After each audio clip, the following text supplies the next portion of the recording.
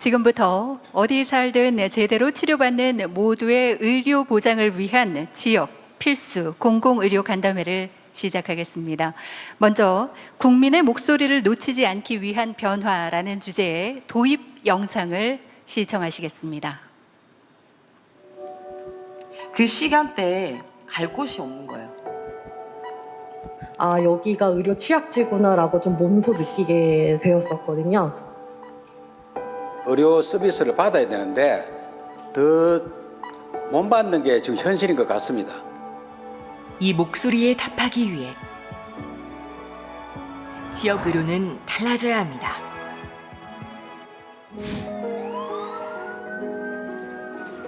범위가 예상보다 넓은 압박 증상이 뚜렷합니다. 수술 적응증은 명확하지만 하지만 현장의 노력만으로 지역 의료의 모든 어려움을 해결할 수 없습니다.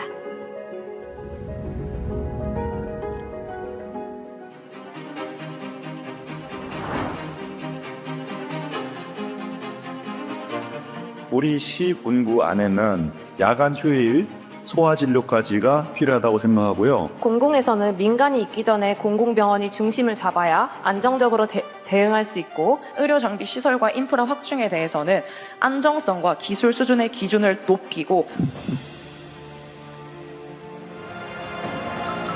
대한민국의 지역 필수 공공의료가 늘 함께하겠습니다. 네, 이렇게 국민의 목소리에 답하기 위한 정책 제언 지금부터 함께 받겠습니다. 먼저 대통령님의 모두 말씀이 있겠습니다. 여러분 반갑습니다. 전 세계에서 대한민국을 여러 측면에서 부러워하는데 그 중에 하나가 잘 갖추어진 의료보장 시스템입니다. 이 의료보장 시스템이 몇 년간 상당한 혼란을 겪고 훼손되기도 했지만 아주 빠른 시간 내에 정상을 회복해 가고 있는 중입니다. 대한민국의 의료보장 체계가 이렇게 전 세계에 가장 모범적인 모습을 띠고 있는 것에 가장 큰 기여는 저는 대한민국의 의료인들이라고 생각합니다. 물론 정부 정책의 기여도 있겠지만 어려운 환경 속에서도 환자에 대한 사랑과 헌신을 아끼지 않았던 의료인들의 전체적인 헌신이 가장 큰 몫을 차지했다고 봅니다. 그리고 잠시간 우리 의료 체계에 혼란이 있긴 했는데 아마 우리 국민들께서 어느 사이에 이렇게 조용해졌나 이런 생각이 들 정도로 큰 무리 없이 필요한 의료 개혁이 진행되고 있습니다. 온 국민의 걱정거리였던 의대 정원 문제도 우리 정은경 장관님을 비롯한 복지 관련 공무원 또 정치권의 도움으로 그리고 우리 교회의 협조로 큰 성과를 냈습니다. 그런데 너무 조용하다 보니까 아무것도 하는 게 없는 것 같아요. 우리 정은경 장관님과 그 다음에 그 담당 공무원 그리고 노력해 주신 정치권의 국회의원 여러분 그리고 의료인 여러분께 제가 박수 한번 드리고 싶습니다.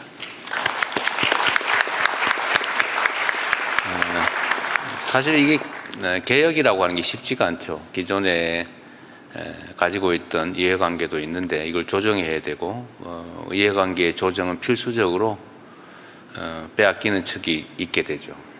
이 점을 서로 잘 이해하고 또 설득하고 수렴해서 일정한 결론에 이르는 과정에 대체적으로 매우 난폭한 모습이 연출됩니다. 그러나 그렇게 하지 않고 원만하게 서로를 존중하고 조정하면서 일정한 합의에 이르는 것은 모두의 노력이 필요합니다. 그리고 인내도 필요하죠. 그래서 이번 전체가 다 완료된 건 아니지만 의료계획의 중요한 부분을 차지했던 의대 정원 문제나 또 공공 지역 필수 의료 확보의 문제가 이렇게 상당한 진척을 이루게 된 것은 매우 큰 아주 바람직한 성과라고 생각합니다. 보통 우리가 개혁하면은 울고 싸우고 시끄럽고 그다음에 대결하고 대립하는 것들을 상정하는데 그러지 않고도 대화와 설득을 통해서 충분히 일정한 결론에 이르게 될 수 있다는 점을 이번 의료개혁 과정에서 저는 증명했다고 생각합니다. 그건 대한민국의 역량을 보여주는 것이기도 합니다. 그리고 앞으로 우리가 가야 될 길이 멀죠. 여전히 의료 차별이라고 할까?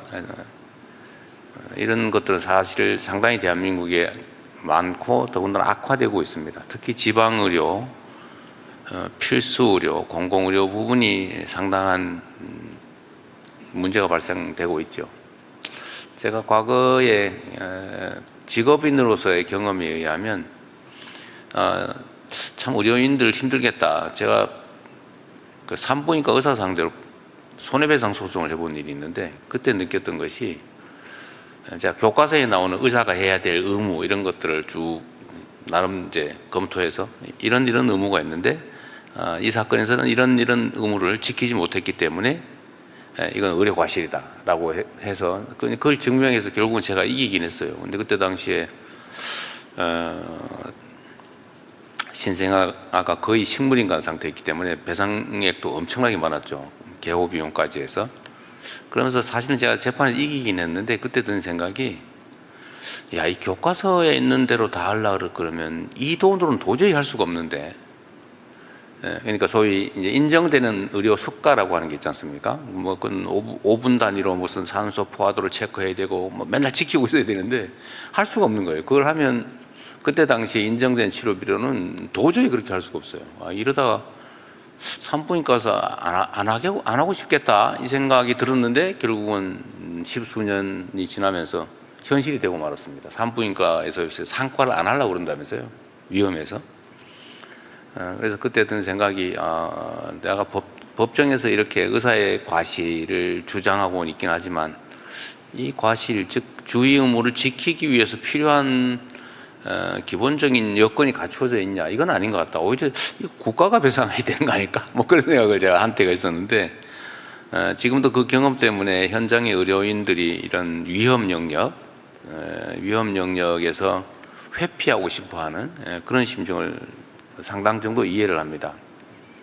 그리고 또 한 가지는 이런 측면들도 있죠. 무슨 의료사고가 발생하면 법정에서는 이기기가 어렵다 보니까 사실 매우 어렵거든요. 그 병원 앞에 진치고 이렇게 뭐 시위하고 망신 주고 괴롭히고 막 이런 게 또 일상이어서 분쟁이라고 하는 게 이런 방식으로 접근하고 해결되는 게 과연 맞느냐 이런 생각도 해본 일이 있습니다. 그러다 보니까 이제 또 위험한 수술 이런 걸 또 안 하게 됐죠. 결국 최근에 생긴 일종의 공공의료 공백이나 아니면 뭐 필수의료 공백, 뭐 지방의료 공백은 경제적 측면이 좀 강하니 그렇다 치더라도 이 두 가지 문제는 제도적으로 보완이 돼야 근본적인 문제 해결이 되겠다 그런 생각을 하게 됐습니다. 지금도 그 생각은 변함이 없어요. 그래서 제가 계속 공무회의에서도 가끔씩 이런 얘기를 하는데 수가 체계를 합리화하는 게 일단 중요하겠다. 의료 수가 제도라고 하는 게 정말로 제대로 책정되어 있느냐. 또 한 가지는 공공의료를 확장을 하려면 국가 공동체의 책임을 확실히 강화해야 되겠다. 이거 개인의 돈을 버는 영역으로 다 남겨두고 거기에 도덕과 공적 책임을 요구하는 것이 과연 유효한가 이런 생각도 하게 됐습니다. 근데 그런 문제도 좀 고민을 같이 해보면 좋겠습니다.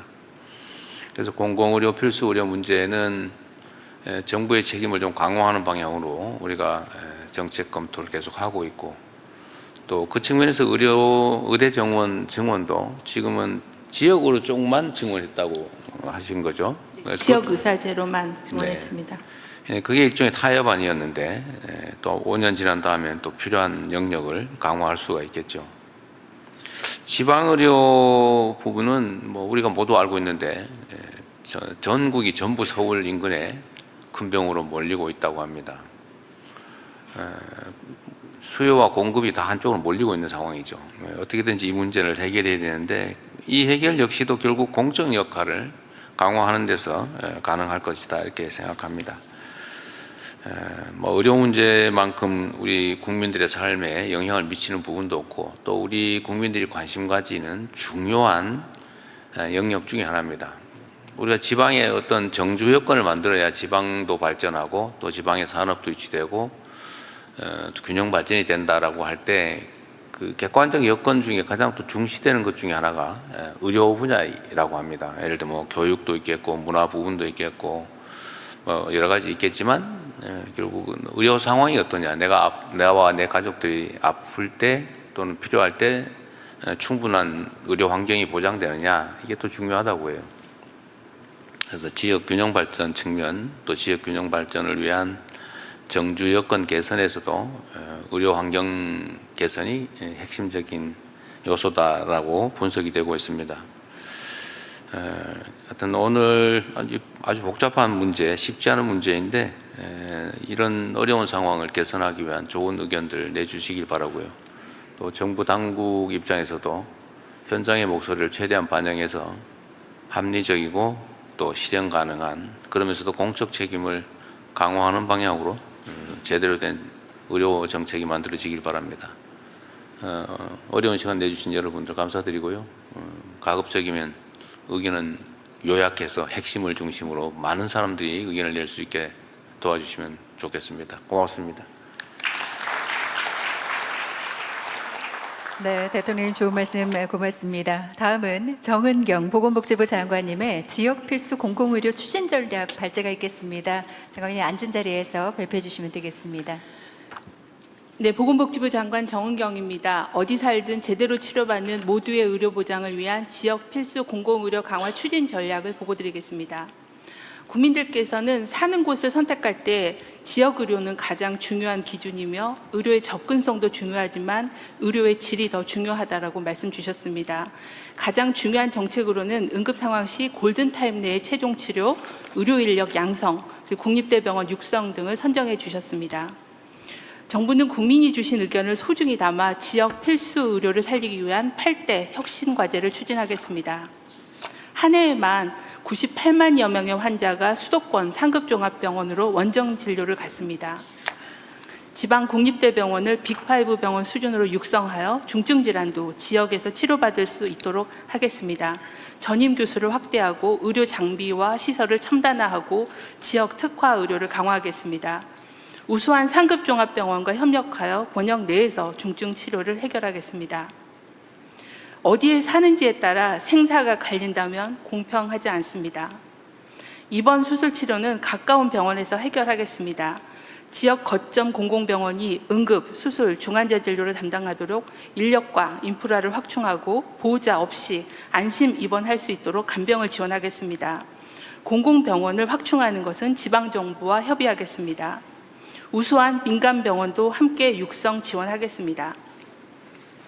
농어촌 지역은 기본적인 1차 진료도 위협을 받고 있습니다. 농어촌에 가칭 공공보건의원을 도입하고 도소벽지 주민은 비대면 진료와 약배송으로 필요한 의료를 제때 받을 수 있도록 하겠습니다. 또한 한국형 주치의를 도입하여 지속적 포괄적으로 건강관리를 하며 재택의료 서비스와 생애 말기 의료 돌봄을 강화하겠습니다. 중증 응급 환자는 신속하게 이송되어 제때 치료받는 것이 무엇보다 중요합니다. 응급의료 이송 체계를 올해 9월까지 혁신하겠습니다. 중증 응급의료센터는 올해 53개로 확대하고 60여 개까지 늘리겠습니다. 5극 중심으로 거점 외상센터를 지정하여 고난도의 특수 외상 치료에 집중하도록 하겠습니다. 범정부 헬기 운영 체계도 강화하겠습니다. 지역 인구가 감소하면서 분만과 소아진료 인프라도 약화되고 있습니다. 산모의 고령화로 고위험 산모도 늘어나고 있습니다.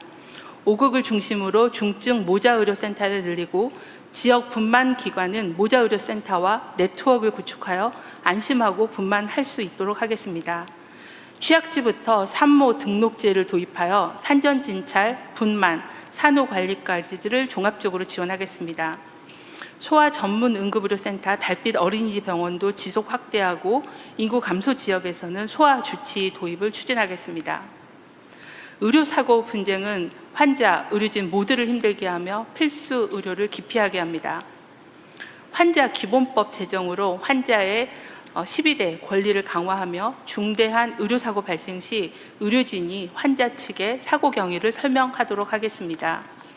불가항력적인 의료사고에 대해서는 국가 보상을 분만뿐만 아니라 고위험 필수 의료 분야로 확대하겠습니다. 고위험 필수 의료 사고에 대해서는 최대 18억까지 배상을 받으실 수 있도록 보험료를 정부가 지원하겠습니다. 중과실이 없는 고위험 필수 의료 사고에 대해서는 형사처벌의 부담도 완화하겠습니다. 지역 간 의사 인력 격차도 커지고 있습니다. 의료 인력을 확보하기 위해서 단기적으로는 시니어 의사, 계약형 지역 필수 의사를 늘리고 경직된 인력에 대한 규제도 개선해 나가겠습니다. 지역 의사제를 도입해서 5년간 2,942명의 지역 의사를 양성하고 입학부터 국가가 전폭 지원하겠습니다. 국립의학전문대학원을 통해 공공분야 의사를 양성하겠습니다. 내년부터는 1.2조 원 규모의 지역 필수 의료 특별회계를 신설하여 지방정부가 주도적으로 지역 의료를 설계할 수 있도록 재정을 투입하고 수도권에서 더 멀수록 더 지원하겠습니다. 건강보험 수가 구조 혁신을 통해서 지역을 우대하고 중증 응급, 모자, 소아의료, 재활 등 필수 의료 분야에 매년 3조 6천억을 투입하겠습니다. 의료혁신위원회와 시민 패널로 국민의 목소리를 더욱 귀담아 듣겠습니다. 지역 필수 공공의료 전담부서가 어제 신설이 되었습니다. 이를 계기로 지방정부와 의료계와 더욱 협력을 강화하겠습니다. 지역 필수 공공의료를 강화하여 치료 가능한 사망자를 줄이고 지역의료 이용을 높이고 중증 응급 환자가 골든타임 내에 치료받을 수 있도록 성과를 내겠습니다. 목숨을 살리는 정부, 보건복지부가 실현하겠습니다. 이상 보고를 마치겠습니다. 네, 고맙습니다. 전력 보고해 주신 장관님 감사드리겠고요. 최근에는 AI 기술 발전이 또 의료 시스템을 많이 바꾸고 있습니다. 그래서 이번에는 서준범 국가 AI 전략위원회 기본의료 소그룹장님의 발제가 있겠습니다. 부탁드리겠습니다. 네, 안녕하십니까. 국가 AI 전략위원회 기본의료 소그룹장 서준범이라고 합니다. 지금부터 발표드릴 AI 기본의료 전략은 AI가 당면한 보건의료 문제를 해결하는 핵심적인 기술이라는 시각에서 출발했습니다. 저희는 지난 10개월 동안 지방의료원을 비롯한 다양한 이해 당사자들을 만나서 현장에서 필요한 인공지능 기술들을 발굴하고 그 기술적 가능성을 확인하는 등 다양한 노력을 기울였습니다. 본격적인 발표에 앞서서 AI 기술이 의료 현장을 어떻게 바꿀 수 있는지에 대한 시연 영상을 준비했습니다. 영상 속에 등장하는 의료 AI 기술은 이미 개발이 완료되어 올 하반기부터 사용될 예정입니다. 영상 보시죠.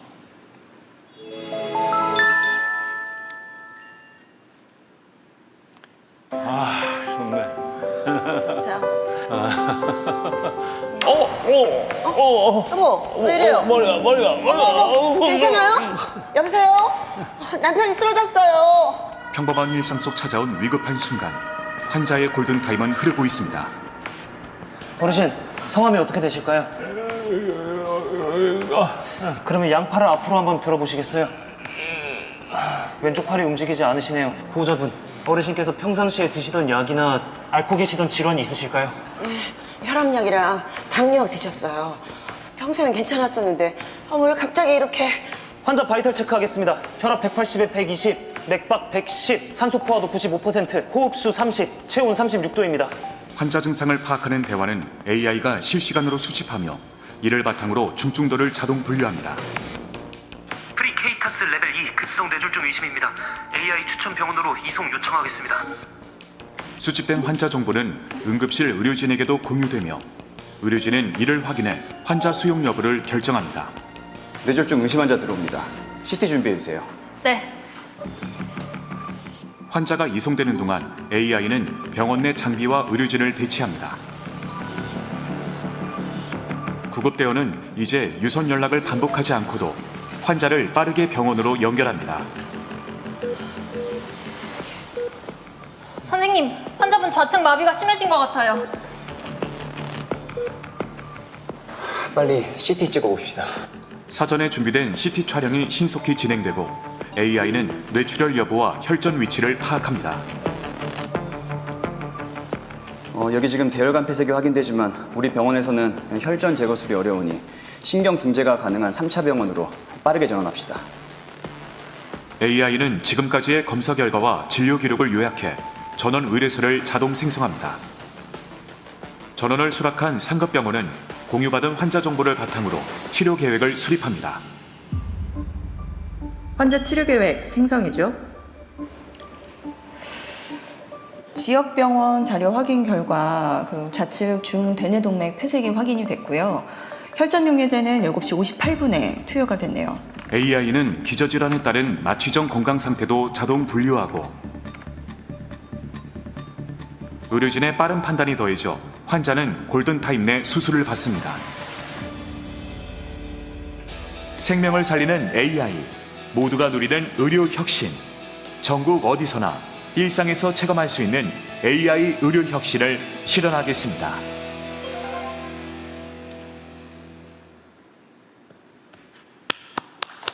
잘 모르셨는데. 영상에서 나온 김영수 환자분의 슬기로운 건강 생활은 더 이상 먼 미래가 아닙니다. 앞으로는 아프기 전에 AI로 건강을 관리하고 동네 의원에서 빠르고 정확한 AI 진단이 활용될 것입니다. 병원 내에서 24시간 환자 모니터링과 회원 후 일상 관리까지 AI가 건강한 삶을 도와주게 될 것입니다. 이러한 일상을 앞당기기 위해서 국가 AI 전략위와 관계부처는 지난 10개월 동안 AI 기본의료 전략을 마련했습니다. 국민이 일상에서 체감하는 AI 의료 혁신과 이를 뒷받침할 지속적인 AI 전환 기반 마련에 중점을 두었습니다. 과제별로 핵심 내용을 보고드리겠습니다. 첫째, 동네 의원과 보건소의 변신입니다. 2025년 기준 공중보건의사가 없는 보건지소가 730여 곳에 달할 정도로 취약지 주민의 건강관리 공백이 발생하고 있습니다. 진료를 보조하고 건강관리를 돕는 AI를 동네 의원과 보건소에 적극 보급하겠습니다. 도서 지역에서도 방문 간호사가 AI의 도움을 받아 원격 자문의사와 협진할 수 있도록 하겠습니다. 둘째, AI를 활용하여 응급 환자 골든타임을 지키겠습니다. 응급 상황에서 구급대가 병원마다 일일이 전화로 문의하지 않도록 AI가 환자의 중증도 분류와 적정 병원 이송을 돕고 응급실 내의 진료에서도 인공지능이 의료진의 신속하고 바른 의사결정을 지원합니다. 셋째, 내 건강기록과 함께하는 환자 중심 진료 체계를 완성하겠습니다. 국민 AI 건강 비서가 어려운 진료 기록과 검진 결과를 알기 쉽게 설명해주고 맞춤형 건강 가이드까지 제시합니다. 병원을 옮길 때마다 종이와 CD로 의무 기록을 복사해 가거나 재검사를 하는 것을 없애고 앞으로는 개인들의 건강 기록을 정보 시스템을 통하여 병원 간 공유합니다. 다음은 지속 가능한 AX 기반 마련 분야입니다. 전국의 모든 공공병원이 최첨단 AI를 활용할 수 있도록 공공의료 AI 고속도로를 만들겠습니다. 공공병원의 전산 시스템도 최신화하여 최첨단 AI를 활용할 수 있도록 하겠습니다. 다섯째, 병원 시스템의 혁신입니다. 병원 업무 전체를 에이전틱 AI로 지원하는 지능형 병원 시스템을 개발하겠습니다. 아울러 5대 권역의 AI 특화 병원을 중심으로 차세대 기술을 실증하고 글로벌 진출까지 도모하겠습니다. 여섯째, 우리나라의 보건의료 데이터를 이용하여 독자 파운데이션 모델과 연계한 한국형 의료 AI를 개발하겠습니다. 이를 통하여 보건의료 분야부터 AI 데이터 주권을 실현하겠습니다. 마지막으로 안전한 AI 활용을 위해 데이터 오남용 유출 방지 체계와 의료 AI 윤리 보안 가이드라인을 마련하겠습니다. 아울러 연구개발 인프라 투자를 확대하고 공공 AX 지원을 확대하며 적정한 보상 방안을 마련하여 의료기관의 AI 확산을 뒷받침하겠습니다. 인공지능만으로 당면한 지역 필수 공공의료 문제를 모두 해결할 수는 없습니다. 그러나 AI 전환과 함께 해야만 현재의 문제를 해결하면서 동시에 미래로 나아갈 수 있습니다. 대통령님께서는 취임 1주년 기념사에서 AI를 일상에 전면화시킨 첫 번째 국가, 모든 국민과 지역이 기술혁신의 혜택을 고루 누리는 기본사회를 말씀하셨습니다. 그 사회로 가는 첫 걸음을 AI 기본의료로 열겠습니다. 감사합니다. 네, 고맙습니다. AI 기술로 보다 빠르고 정확한 의료 시스템의 혁신을 이뤄낼 것으로 기대를 하고 있습니다. 자, 그럼 지금부터 본격적으로 참석자와의 대화 시간을 갖겠습니다. 지역, 필수, 공공의료에 대한 의견이 골고루 나오기를 기대하면서 저희가 자리를 지역의료, 필수의료, 공공의료로 구분을 했습니다만 물론 세 분야가 서로 뗄 수 없는 긴밀히 연결되어 있다는 것을 알고 있습니다. 효율적인 진행을 위해서 나누어 뒀음을 말씀드리겠습니다. 그리고 혹시 발언하신 내용 외에 추가 의견이 있으신 분들께서는 미리 저희가 나눠드렸는데요. 의견 수렴 카드를 작성해 주시면 저희가 추후에 정부에서 취합해서 답변 드릴 예정입니다. 그럼 지금부터 본격적으로 참석자와의 대화 시간 갖겠습니다. 되도록 핵심만 간략하게 말씀 주시면 감사드리겠고요. 질문이나 민원보다는 정책적 제안을 해주시면 국가 정책에 반영돼 큰 도움이 될 것 같습니다. 먼저 오늘 주제입니다. 지역 필수 공공의료와 관련된 제언을 들어보고자 합니다. 바로 원하시는 분들께서는 손을 들어주시면 저희가 마이크 전달드리겠습니다. 네, 많은 분들께서 주셨는데요. 가장 먼저 주신 것 같아요. 네, 전달드리겠습니다. 소개 먼저 부탁드립니다. 네, 안녕하십니까. 저는 을지대학교 의과대학에서 근무하고 있는 나백주라고 합니다. 그리고 지금 이제 오시죠. 좋은 공공병원 만들기 운동본부라고 하는 곳에서도 활동을 하고 있습니다. 저는 오늘 그 장관님 발표에서 굉장히 반가웠습니다. 지금 한국이 공공병원 병상 비중이 적고 또 앞으로 지역의사제가 양성이 되면 지역에서도 많이 활동을 해야 될 텐데 그런 곳이 앞으로 공공병원이 돼야 된다라고 이제 생각을 합니다. 이제 한 가지 조금 이제 염려되는 부분이 있어서 오늘 좀 마이크를 들었는데요. 그거는 바로 이제 기존에 있던 그 예비 타당성 조사가 공공병원에 좀 부합하지 않아서 지금 공공병원 그 설립에 대해서 그 계획을 수립했다 하더라도 예비 타당성 조사가 그대로 있어가지고는 이게 좋은 공공병원이 만들어지기 좀 어렵겠다 하는 생각을 합니다. 그거는 예비 타당성 조사가 가지고 있는 성격 자체가 공공병원이 취지하고 좀 상당히 맞지 않는 부분이 많기 때문입니다. 그거는 그 모두 잘 아시겠지만서도 수익성과 정책성으로 이루어져 있는데요. 그러니까 공공병원의 수익성을 이제 평가를 하게 되면 지금 공공병원은 의료기관 회계 기준에 적용을 받고 있지만 이건 사실 기업회계를 준용해서 지금 하고 있어가지고 인건비 비중을 줄여야 수익성이 높은 그거고 또 병원을 지을 때 이 건축비를 낮춰야지 또 수익성이 높게 이렇게 돼 있어가지고 지역에서 기능이 좀 높고 충분한 인력을 갖춘 그런 공공병원이 되게 하면은 이 지금 예비 타당성 조사가 잘 맞지 않는다는 것이 첫 번째 제가 말씀드리고 싶은 부분입니다. 두 번째는 이제 정책성이 있는데요. 아무래도 이제 그 정책성이 더 비중이 높아지면 공공병원 설립 가능성도 커지지 않겠나 이렇게 다들 이제 기대는 하는 부분이 있습니다. 하지만 정책성도 결국은 얼마나 지역에서 사람들을 살렸는가 또는 질병 예방을 했는가 이런 부분인데요. 사실 그 자살이나 교통사고 같은 경우는 젊은 분들이 되게 목숨을 살렸기 때문에 되게 좋은데 그 부분이 생명이 기대 여명을 관련해 가지고 화폐 가치로 환산이 됩니다. 지역에서는 사실 어르신들이 많기 때문에 그분들은 사실 이제 기대 여명 자체가 적어서 그분들은 이제 그 에타에서 결국 좋은 평가를 받기가 어려운 부분입니다. 그리고 여기 이제 뭐 기획예산처 장관님도 오셨지만은 과거에 그 KDI에서 이런 평가를 하다 보니까 제가 끼어들어 미안한데요. 알겠습니다. 하여튼 예타제 들어가는 게 객관적 합리성을 강조하다 보면 결국 사람 많은 서울 가까운 도심 가까운 곳이 높게 나오지 저기 외진 곳에 나올 리가 있냐. 그래서 이거 좀 개선하든지 없애든지 해야 된다 그 말이죠. 네, 그래서 저는 마지막으로 가급적이면 좀 요약해주면 다른 분들도 의견을 좀 낼 수 있을 것 같아요. 네. 알겠습니다. 그래서 저는 저는 보건복지부에서 이 에타 제도를 좀 운영을 해가지고 좀 더 전문성 있게 했으면 좋겠다는 말씀을 드립니다. 이상입니다. 네, 그 공공병원 문제는 뭐 저도 개인적으로도 관심이 높은 부분인데 뭐 그 지적은 상당히 타당하다고 보여지고요. 어쨌든 지금 앞으로 우리가 공공병원을 확충하게 되면 당연히 그 부분도 고려하도록 하겠습니다. 네. 대통령 조금 답변을 간단히 드릴까요? 기획처 장관입니다. 그러십시오. 예타지도와 관련해서는 제가 이미 개선안을 마련해서 발표한 바가 있습니다.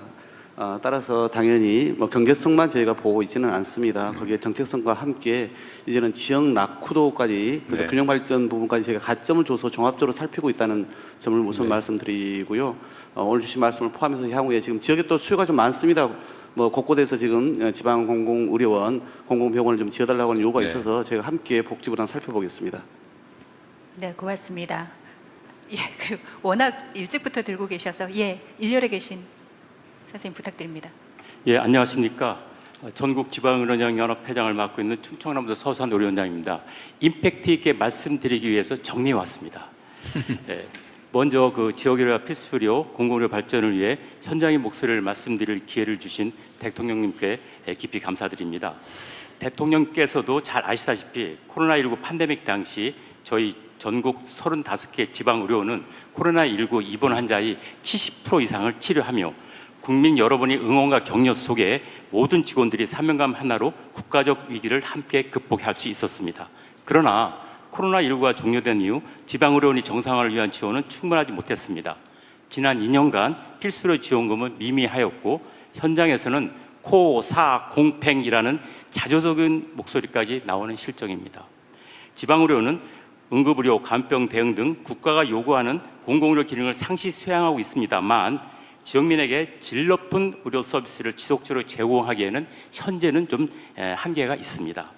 이에 지속 가능한 공공의료 구조를 새로 만들어가야 한다는 절박함으로 대통령님께 두 가지를 건의드리고자 합니다. 첫째, 지방의료원이 필수 공공의료 기능을 안정적으로 수행할 수 있도록 지속 가능한 공공의료 지원 체계를 마련하여 주시기를 건의드립니다.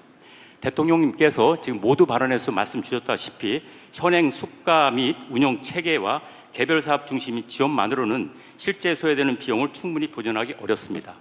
따라서 공공의료 기능의 특성과 사회적 가치를 반영한 공공의료 수가를 개발하고 필수 및 배후 진료 인력 인건비 등 공공의료 수행 과정에서 불가피하게 발생하는 비용을 국가 지원 대상에 포함시켜 주시기 바라겠습니다.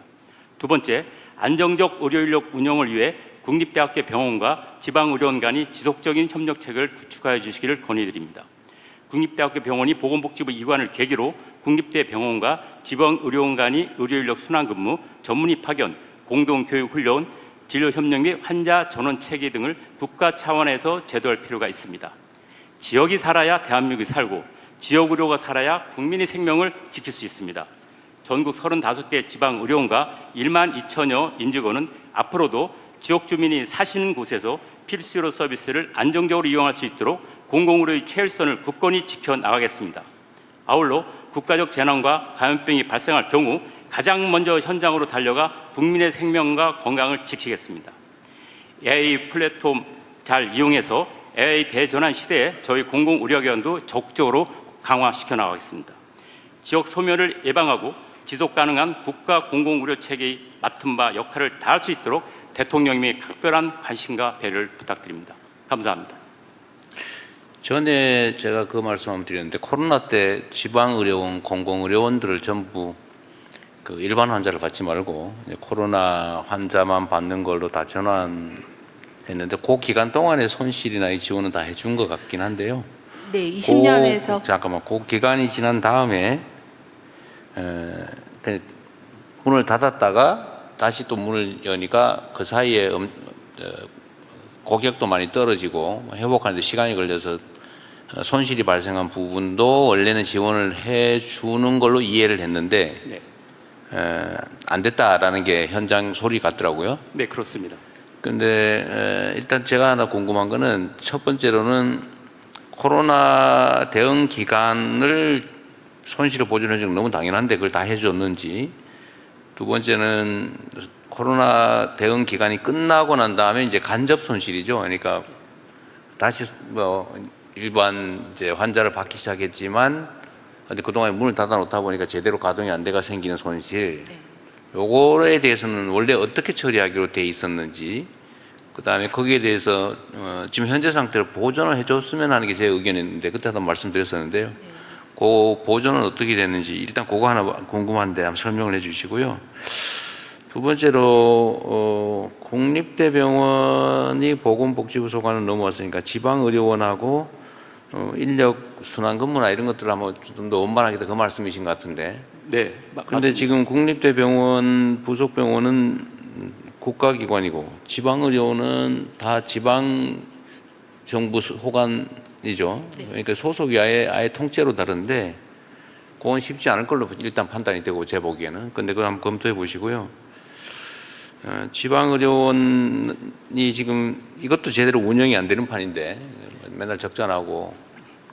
그런데 지금 추가로 공공의료원을 설립해서 운영을 제대로 할 수 있겠냐? 사실 그런 의문도 좀 들긴 한데 그거에 대한 혹시 검토가 있었는지 잠깐 간단하게 한번 설명을 좀 해주십시오. 네, 코로나 때 지방의료원이 코로나 환자 진료에 매진해 주셨습니다. 그 당시에 손실보상금은 20년에서 24년의 손실보상금은 한 1조 7천억 정도 보상은 됐습니다. 하지만 대통령님 말씀하신 대로 간접적인 손실이 있어서 현재 병상 그 가동률이 한 62%밖에 안 돼서 아직 회복이 안 되고 있습니다. 그리고 단기 순이익이 한 48억 정도, 기관당 한 48억 정도 여전히 적자를 보고 있는 상황이어서 정상화가 아직 부족하다라는 판단이고요. 저희가 1년에 한 2,200억 정도를 시설 장비나 경영비, 경영 혁신에 대한 운영비를 지원을 하고 있는데 여전히 그 적자를 메꾸거나 정상화 궤도에 올라오기는 좀 부족함이 있어서 좀 더 그 확충 계획을 저희 지역 필수의료 회계나 수가 두 가지의 재정 기전을 가지고서 좀 보충하고 확산을 하려고 준비를 하고 있습니다. 그리고 현재 국립대병원과 지방의료원은 그 지역 단위로 권역별로 네트워크를 구축을 해서 공동 수련이라거나 인력 교류라거나 하는 것들을 준비하고 있습니다. 그래서 그 부분은 차질 없이 잘 이행하도록 하겠고요. 그리고 그 추가 설립에 대해서는 현재 한 3개 정도가 검토 중에 있고요. 한 10개 정도는 수요가 있다라고 판단하고 있는데 역시 지방정부하고의 협의가 필요하고 재정당국하고의 협의가 필요해서 좀 더 구체적으로 논의를 하고 또 기능도 하지만 효율적인 운영 방안도 같이 마련하겠습니다.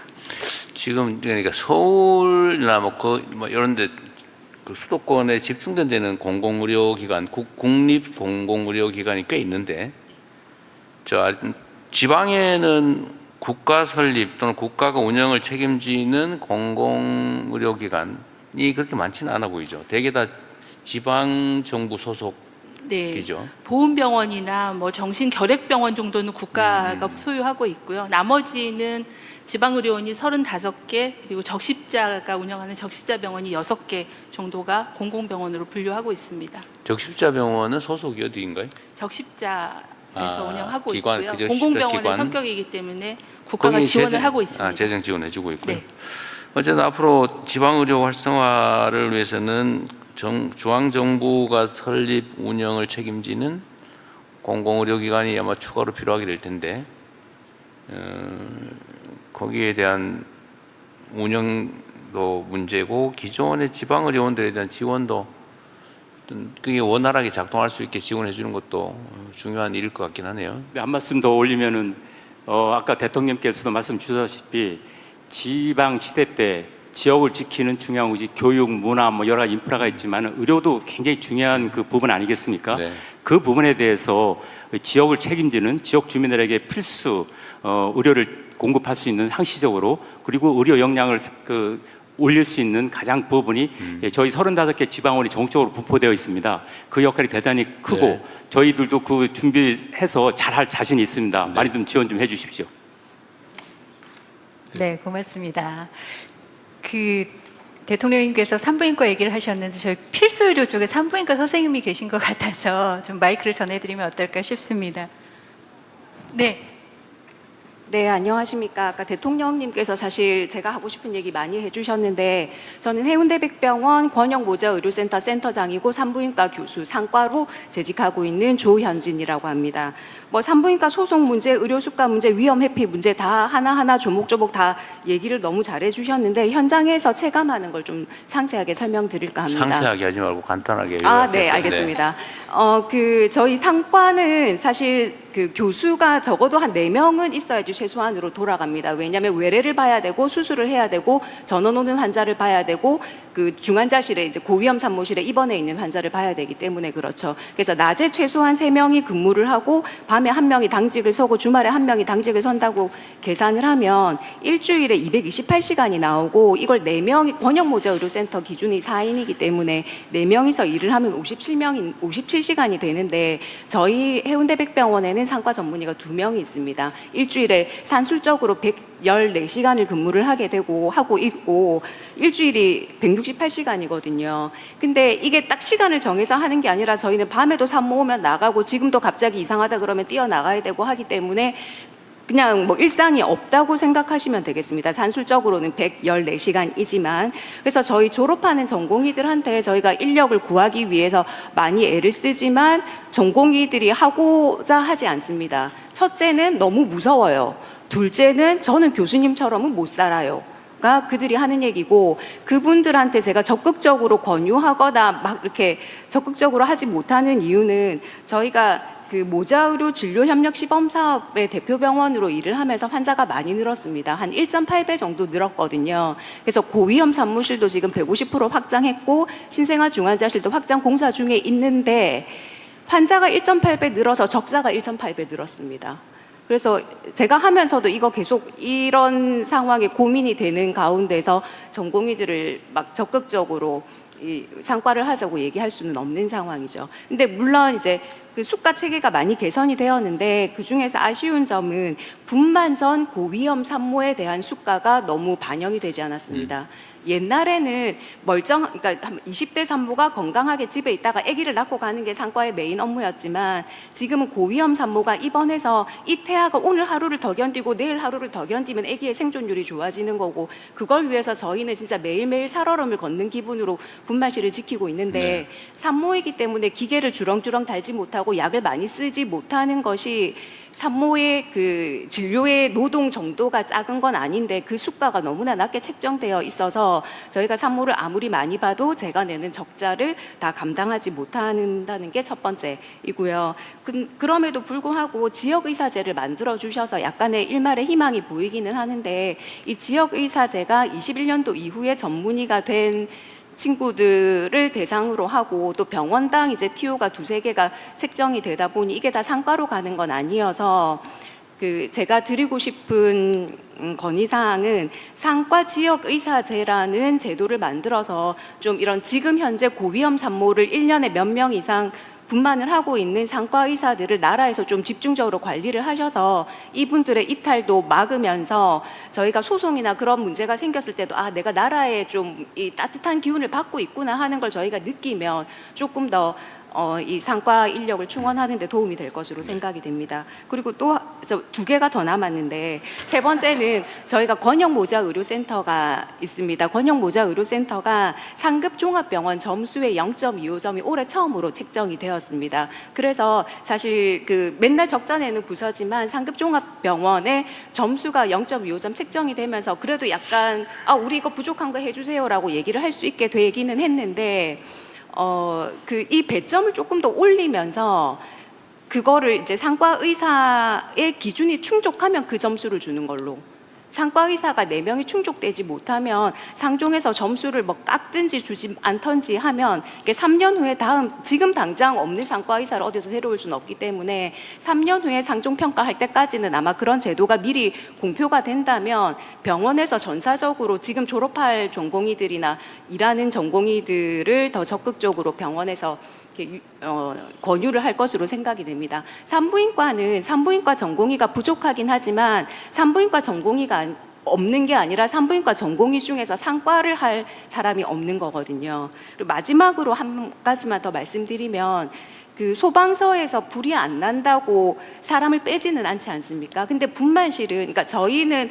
지금 환자가 되게 많고 권역모자의료센터이기 때문에 지금 저희 병원이 그렇지는 않지만 분만 건수가 되게 작은 대학병원은 상과 의사도 없기는 하지만 그래도 내가 오늘 괜찮아서 오늘은 진짜 이 환자는 꼭 분만을 받아주고 싶지만 분만실에 근무하는 인력이 상주하지가 않습니다. 그래서 분만실에 적어도 상급 종합병원이나 국립대병원 혹은 대학병원의 분만실은 그 분만 건수가 한 달에 5건이건 10건이건 분만실이라는 간판을 달고 있을 때는 그 간호 근무를 하는 간호 인력 외에 저희가 응급 환자도 봐야 되고 수술도 해야 되고 분만도 해야 되는데 그러니까 전공의 역할을 할 수 있는 의료진 의사 보조 인력도 3교대로 항상 세팅이 되어 있는 것을 분만실이라는 간판을 걸고 있다면 그게 유지가 되어야 할 것으로 생각이 됩니다. 그렇게 총 4가지 말씀드렸습니다. 교수님이 하고 싶은 얘기를 다 하려면 아마 혼자 해도 한 10시간을 할 수 있을 것 같은데 들어주셔서 감사합니다. 뭐 다른 세부적인 건 나중에 다 검토해 보기로 하고요. 오늘 말씀 안 하셨더라도 메모해서 내주시면 그리고 혹시 이거 중고되고 있는데 뭐 온라인상으로 의견을 내는 것도 다 모아가지고 검토해 주면 좋을 것 같고요. 지금 사실 또 하나 문제는 그 위험 영역에 있는 의료진의 소위 사법 위험 문제인데 고소 고발당해가지고 처벌되지 않을까 이제 그 문제인데 그 전에 한번 제가 말씀드렸었는데 이게 예를 들면 민사 배상이 보장이 되고 예를 들면 이제 보험이 들어있다든지 합의가 됐다든지 그럴 경우에는 이제 교통사고 처리 특례법처럼 과실에 의한 경우는 형사 책임을 면제하는 그런 입법이 필요하다가 아마 의료계의 요구인 것 같은데 저는 그게 매우 타당한 요구라고 생각이 되거든요. 이게 뭐 악의를 가지고 일부러 그랬다면요, 그야 처벌해야 되겠지만 사람을 살리기 위해서 열심히 하다가 그 중에 일부가 뭐 아까 제가 말씀드렸는데 교과서 있는 대로 다 이렇게 못했을 경우에 어쨌든 과실로 평가되지만 그런 것까지 형사처벌을 하는 위험에 빠뜨리니까 난 그런 위험한 일을 안 할래. 그래서 아예 다 회피해서 더 큰 위험에 우리 국민들이 처하게 된다. 이건 약간 모순이거든요. 그건 혹시 어떻게 됐는지 그 형사처벌 면제 문제 합의가 되거나 아니면 배상이 무한으로 충분히 담보할 만큼의 책임 보험이 가입되어 있다면 과실에 대해서는 처벌하지 않는 입법을 해야 된다. 이 논의가 많았는데 진척이 어떻게 됐어요? 현재 상반기에 의료분쟁 조정법이 개정이 됐습니다. 그래서 주요 내용은 민사에 대한 거는 의료기관이 책임보험을 의무적으로 들게 하고요. 그다음에 고위험 분야는 정부가 보험료를 지원을 해서 고액 배상 한 18억 정도까지는 하게 해서 민사는 그렇게 해결을 하고요. 형사에 대해서는 말씀하신 대로 환자에게 설명의 의무를 다했느냐, 그다음 적절한 배상이 됐느냐, 그리고 이게 고위험 필수 진료이냐, 그리고 또 한 가지는 이게 중과실이 아니다. 이런 4가지 조건을 충족을 하면 형사 특례를 주는 걸로 법이 개정이 돼서 내년에 시행을 할 예정입니다. 내년부터 시행이 됩니까? 그래서 현재 하위법령을 만들고 있고 의료사고 심의위원회라는 걸 만들어서 거기서 중과실 여부나 필수로 여부를 판단을 하면 이제 수사에 대한 뭐 자제라거나 아니면 형사에 대한 특례를 적용하게끔 법은 개정이 됐습니다. 지금 현재 이런 정도면은 형사 위험에 대한 불안감은 좀 완화가 될 수 있을 것 같습니까?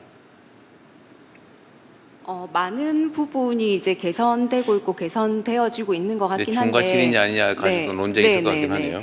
근데 이게 배상액이 18억 그게 되고 나서 이 소송 자체가 18억부터 시작하게 되었다는 뭐 그런 후기도 듣기는 합니다. 네, 저희가 배상액을 올리면 좀 그건 법원이 판결하는 거니까 그렇게 되기는 어렵고요. 그건 뭐 실제로 계산을 해서 실질 손해가 그 정도 되면 의미가 있겠지만 그 넘겨 소송한다고 많이 청구한다고 많이 배상 명령하는 게 아니기 때문에 그건 그냥 낭설인 것 같고요.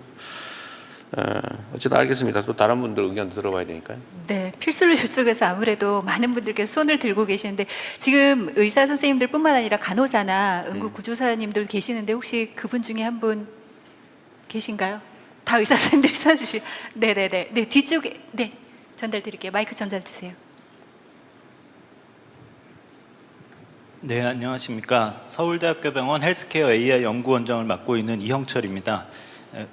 우리나라는 이 국민건강보험과 전국민 암검진 사업 등을 통해서 GDP 대비해서 낮은 의료 비용으로 세계 최고의 의료 서비스를 제공하고 있는 이런 멋진 역사가 있습니다. 현재 AI 분야에서 우리는 세계 3강을 목표로 하고 있는데요. 저는 이제 1위, 2위를 지금 다투고 있지만 미국은 이 민간 의료 회사들과 그다음 독점 EMR 회사 등을 통해서 이게 의료 AI 분야가 굉장히 좀 혼탁해진 상황입니다. 그리고 중국은 의료 품질 문제나 비용 문제 그런 다양한 사정으로 인해서 좀 더디게 발전하고 있는 것이 현실입니다. 그래서 우리가 지금 여기 이제 모여 있는 많은 분들이 의료 AI 관련된 분들도 많이 오셨는데요. 오늘 대통령님께서 의료 AI에 있어서는 우리가 세계 1강을 목표로 한다라는 비전을 한번 선포해 주시면 어떨까 제안 드리고 싶고요.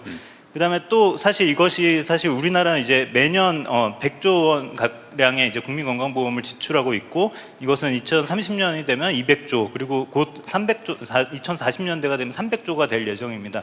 이 국가적인 문제를 이제 슬기롭게 해결해야 되는 동시에 이제 이것을 다른 나라에도 또 공급할 수 있다고 하면 이것이야말로 전 인류를 널리 이롭게 하는 일이 아닌가 생각이 듭니다. 그래서 우리가 의료 세계 1강을 하고 이 기술을 다른 나라에도 공급한다라는 그런 비전을 한번 제시해 주셨으면 하고 제안을 드리고요. 대통령님이 젠슨황 방문 당시에 약조해 주신 25만 장 규모의 대규모 GPU 풀 중에 일부가 이제 도입돼서 실제로 활용되고 있습니다. 그 모델 중에 일부가 이제 국가 의료 파운데이션 모델을 개발하거나 한국어로 된 의료 지식을 정제해서 이런 파운데이션 모델을 누구나 만들 수 있게 공개하는 역할을 저도 하고 있는데요. 정말로 진심으로 이 GPU를 잘 사용하실 수 있게 해줘서 감사드립니다. 그렇지만 앞으로 이 의료 분야에서 AI를 제대로 하기 위해서는 이 GPU 턱없이 부족합니다. 특히 지방이라던가 아니면 필수 의료 분야에서 GPU를 살 수 있는 돈이 없고 각 병원마다 그것들을 각각 병원마다 다 도입하는 것은 너무나 비효율적입니다. 그래서 국가에서 AI 데이터 센터를 통해서 이것을 잘 활용할 수 있도록 아까 발표에서도 있었지만 AI 고속도로를 구축해서 이 데이터가 그 데이터 센터에만 있으면 안 되고 병원과 데이터 센터 간에 연결이 돼야 되거든요. 그래서 그런 부분들이라던가 의료기관 망분리 정책 같은 정책적인 그런 부분을 좀 지원해 주시면 저희가 정말로 많은 저희 의료 AI 분야에서 힘쓰고 있는 기업과 그 인재들이 있습니다. 그래서 정말 그 의료 AI 분야 세계 1강을 해서 이것들을 우리나라의 이런 문제들을 해결하는 데 정말 기여를 하겠습니다. 그 다음 이제 그 해외의 ODA 사업이나 EDCF 사업 등을 통해서 이런 기술들을 지원하게 되면 이것은 사실은 우리나라의 그 건설회사라던가 전력회사, AI 데이터 센터 운영, 그 다음에 컴퓨터 회사들, 그 다음에 칩 회사들, 그 다음에 AI 플랫폼이라던가 이런 부분들에서 다 가게 되고 이미 아직 전 세계의 50% 전 세계 인구의 절반 이상은 의사를 못 봅니다. 우리나라보다 더 심각한 그런 문제를 겪고 있는 사람들을 다 도와줄 수 있는 그런 좋은 그런 사업이 될 수 있기 때문에 그런 분야를 꼭 고려해 주시기를 제안드리고 싶습니다. 네. 의료 AI 위원회 위원이세요? 아까 어디 참여하고 있다고요? 위원 아니십니다. 아, 위원 아니십니다. 아니시지만 AI 프로젝트 참여하시고 네, 같이 커뮤니케이션 네. 하고 있습니다. 짜고 한 건 아닙니다. 네. 말씀하신 거의 대부분은 나름 준비하고 검토하고 있는 사업들이고 응용 AI 분야, 그러니까 제조 AI든 의료 AI든 AI를 활용한 새로운 산업 영역 발굴은 어쨌든 대한민국 지금 현재 우리 정부의 제1의 지금 과제고요. 그 최고 사령관은 우리 배경훈 부총리시니까 간략하게 한번 실제로 온갖 영역을 가야 되거든요. 예를 들면 국가 행정 서비스든 의료 분야든 교육 분야든 군사 분야든 이 AI를 누가 먼저 도입해서 가장 효율적으로 먼저 치고 나가느냐로 사실은 저는 앞으로 국가 간 경쟁의 승부가 갈린다고 봐요. 예, 지금 말씀하신 걸 포함해서 간단하게 한번 의견 말씀해 주시면 좋을 것 같아요. 이제 인공지능이 적용되지 않은 분야는 없는 것 같습니다. 특히 이제 우리가 국방 안보 분야 그리고 우리 일상생활 그리고 모든 산업 분야에 이제 AI가 쓰이듯이 사실 의료 AI가 발전하는데 좀 한계점이 좀 있었습니다. 바로 데이터 좀 규제였죠. 근데 지금 최근에 이제 사실 개보위에서도 데이터 관련된 규제들을 많이 좀 풀고 있고 데이터가 의료 관련된 데이터들이 한국에도 이제 쌓이고 있습니다. 그래서 서울대병원에서도 생성형 AI 기반의 여러 가지 의료 서비스를 만들어서 내부적으로 사용하고 계신 것처럼 의료 AI 관련해서도 뭐 GPU 지원 말씀하셨는데 사실 전방위적으로 모든 분야의 GPU 공급들을 정부 차원에서도 고민을 하고 있습니다. 그래서 말씀하신 또 이제 단순히 모델을 만드는 걸 넘어서 전 분야의 어떤 의료 AI 서비스 확장을 위해서도 GPU 또 한국의 또 NPU 또 지원을 저희가 적극적으로 고민하도록 하겠습니다. 네. 네, 고맙습니다. 자연스럽게 두 번째 발제로 이어졌는데요. AI 역할 활성화를 위해서 이번에 공공의료에 함께하고 계신 분 중에 네, 워낙 많이 들고 계셔. 일단 예, 일렬에 계신 선생님께 전달 드릴까요? 네. 예, 안녕하십니까. 경상국립의과대학에 근무하고 있는 정백근이라고 합니다. 지금 이제 지역 필수 공공의료 정책의 잘 안 들리는데 좀 가까이서 말씀해 주시죠. 예. 지역 필수 공공의료 정책의 가장 중요한 목표는 지역 자원들의 협력과 참여에 근거해서 지역 완결적으로 필수 의료를 제공하고 이용하게 하는 것을 구현하는 것이라고 그렇게 생각을 하고 있습니다. 이것과 관련해서 중앙정부의 역할과 지원이 중요하겠지만 더 중요한 것은 구체적인 문제가 발생하는 그 지역의 주체들이 문제를 주체적이고 능동적으로 파악하고 그 문제를 해결할 수 있도록 역량과 권한과 재정을 강화하는 것이 또 무엇보다 중요하다고 이제 그렇게 생각을 합니다.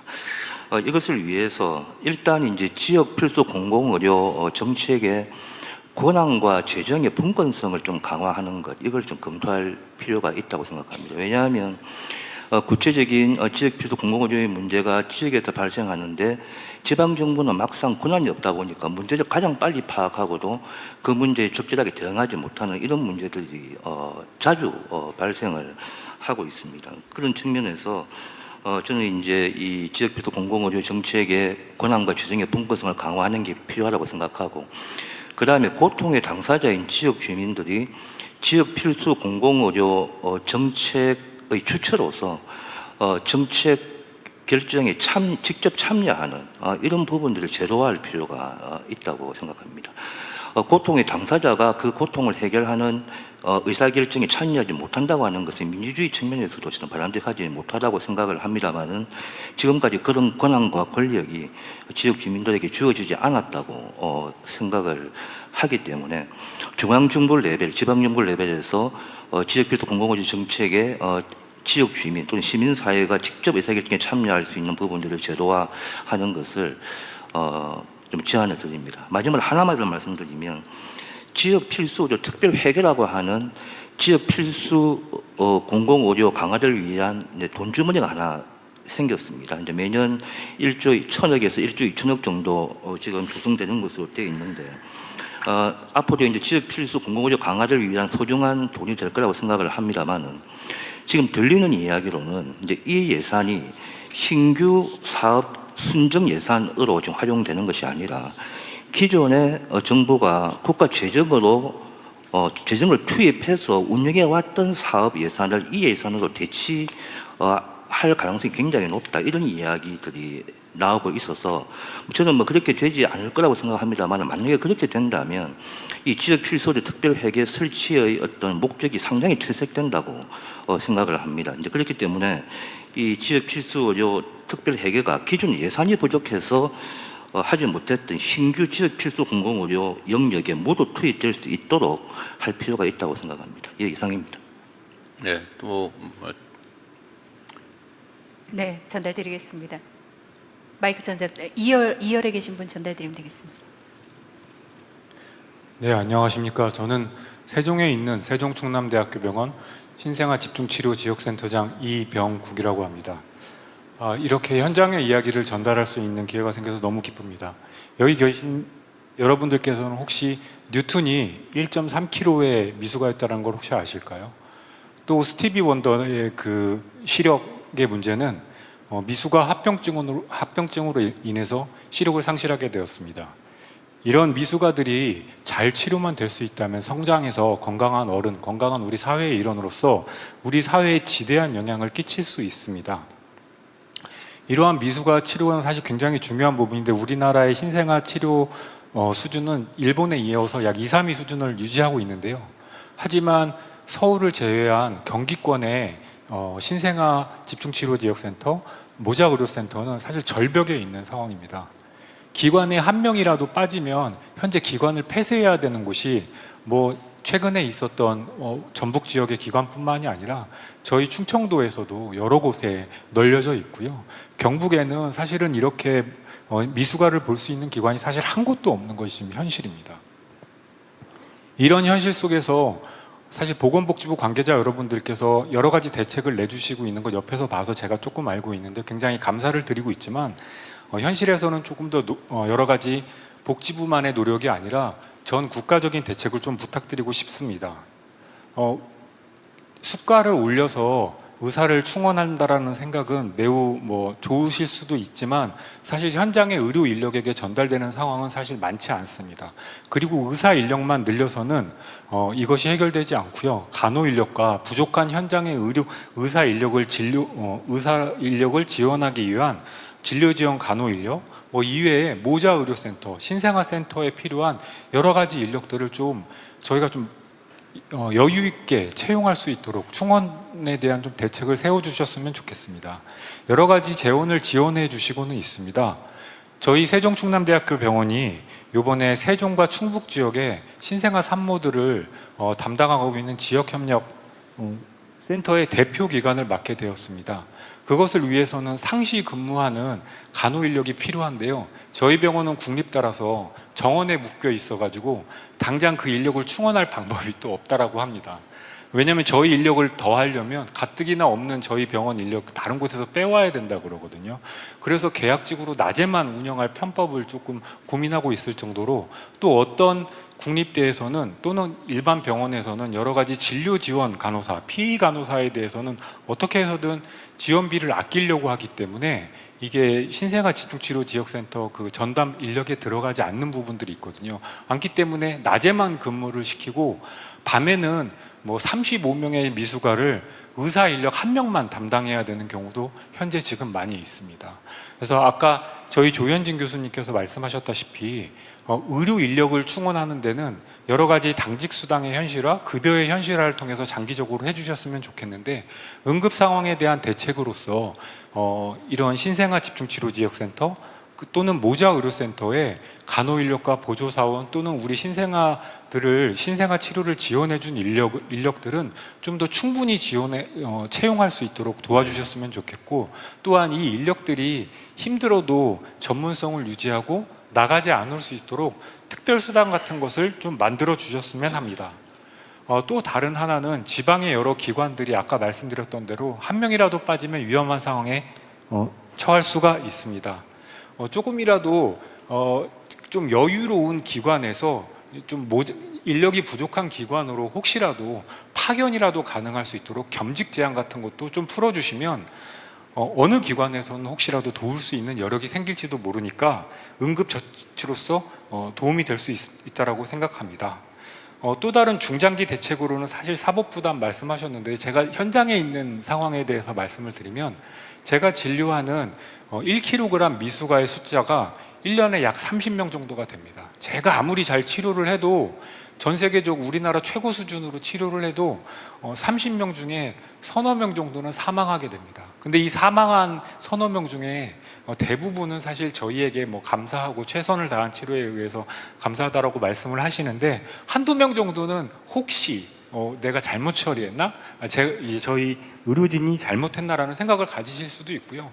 이 의료분쟁조정법에 의하면 사망을 해서 신청을 하면 무조건 개시가 됩니다. 과실과 상관이 없습니다. 그리고 설사 이 과실을 규명하기 위해서 제가 저희 의료 기관을 비우고 또 거기에 가서 소명을 해야 된다거나 서류를 만들어야 된다거나 그러거든요. 그러면 제가 그 비우는 시간만큼 저희 지역은 공백을 부담을 해야 되는 겁니다. 제가 사실 범죄자도 아니지 않습니까? 많은 현장의 의료진들은 우리가 범죄자야? 제가 범죄자 이런 이야기를 사실 하고를 있습니다. 여기에 대한 것도 조금 앞으로 시행령에서 조금 반영을 해주셨으면 좋겠습니다. 또한 또 다른 것은 이송 체계에 대해서 지원을 평소에 해주셨습니다. 하실 말씀이 엄청 많았던 것 같아요. 네. 많이 이송- 하십시오. 죄송합니다. 많이 하세요. 국립중앙의료원에서 이런 이송 지원 체계에 대해서 이제 시작을 해서 여러 가지 해주시고 있고, 저도 사실은 상시로 전화를 받으면서 상담을 해주고 있습니다.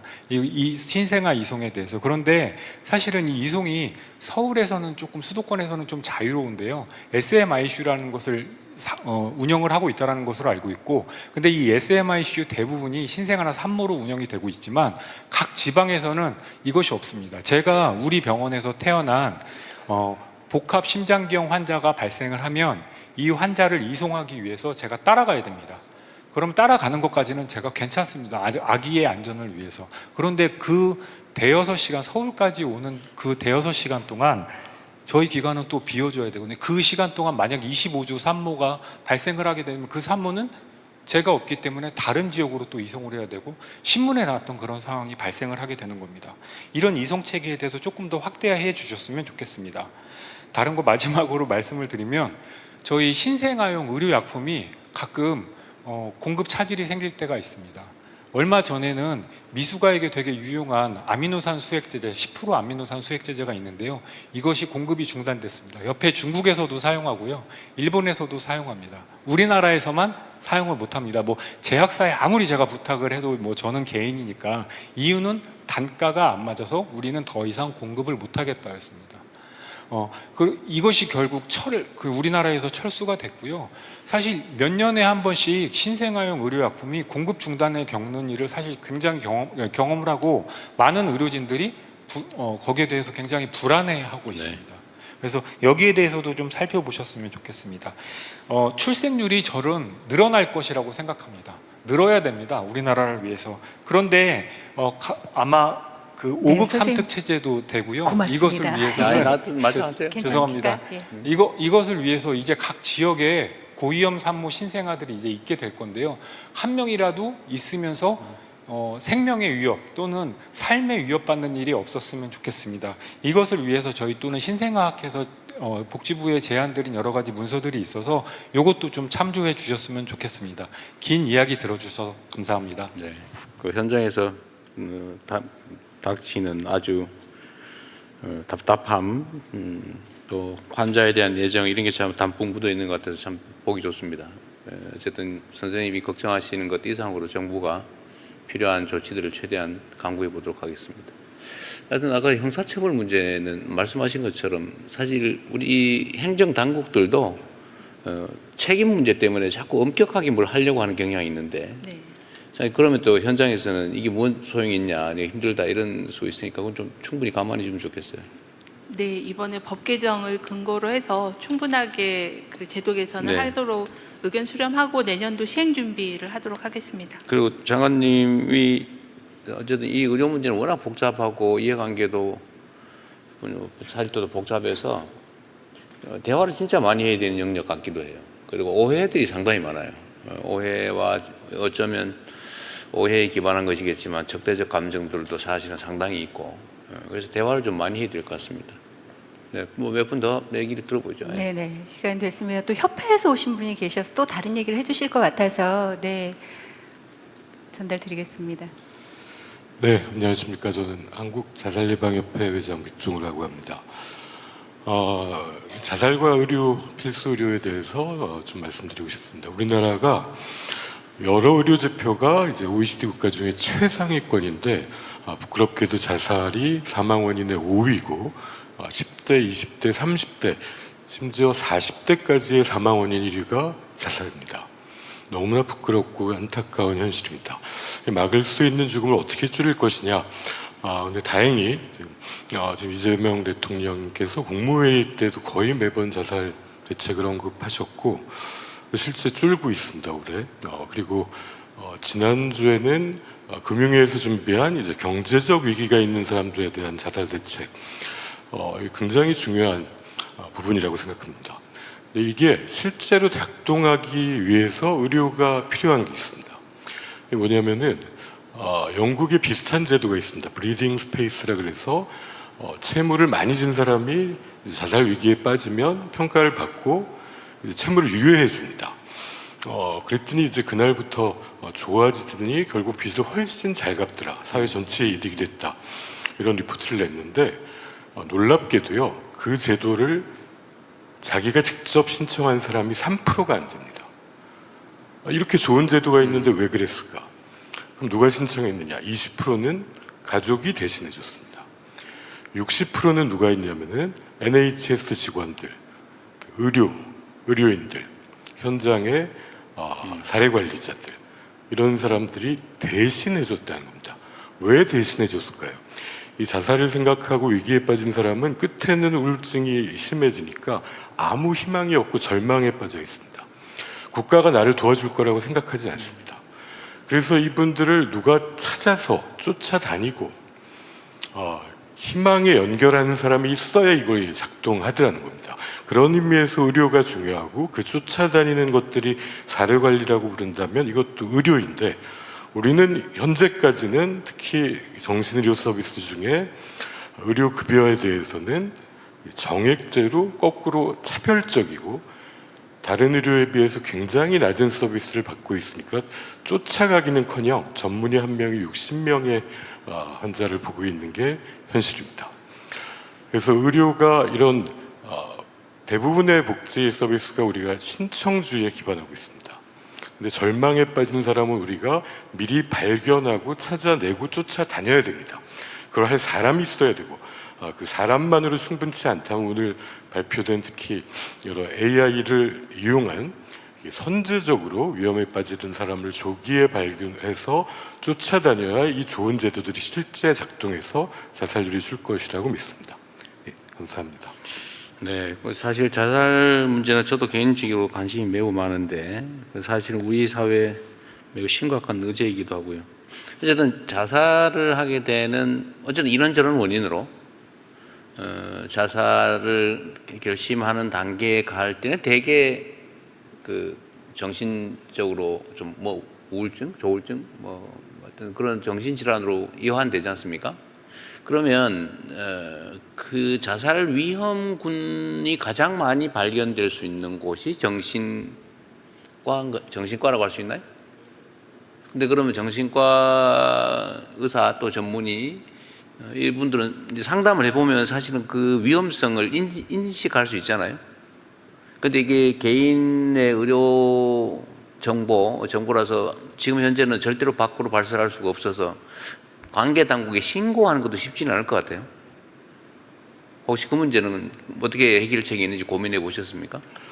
우리나라에서도 자살 사망 1년 내에 의료기관을 방문하는 비율이 90%에 이르고 있습니다. 모든 과 의사 중에 한 명은 만나고요. 정신의료기관을 방문하는 경우는 그보다 훨씬 적습니다. 한 30% 정도 되고 있습니다. 그래서 의료기관이 어떻게 하면 이 문제에 나설 수 있을까인데 사실 의료진이 매우 바쁘죠. 예. 그렇기 때문에 이제 해외에서도 이거를 의사가 직접 하는 경우는 응급 입원에 해당하는 굉장히 자살 위험성이 높다라고 할 때는 의사가 직접 하고, 되게 이 주변에서 이분들을 돕는 이제 우리 간호사 선생님들이나 사회복지사들, 사례관리자들이 있어서 의사의 의뢰에 의해서 이게 적극적으로 지원하고 치료에 연계하는 것들이 병행이 돼야 빨리 발견할 수 있다고 생각합니다.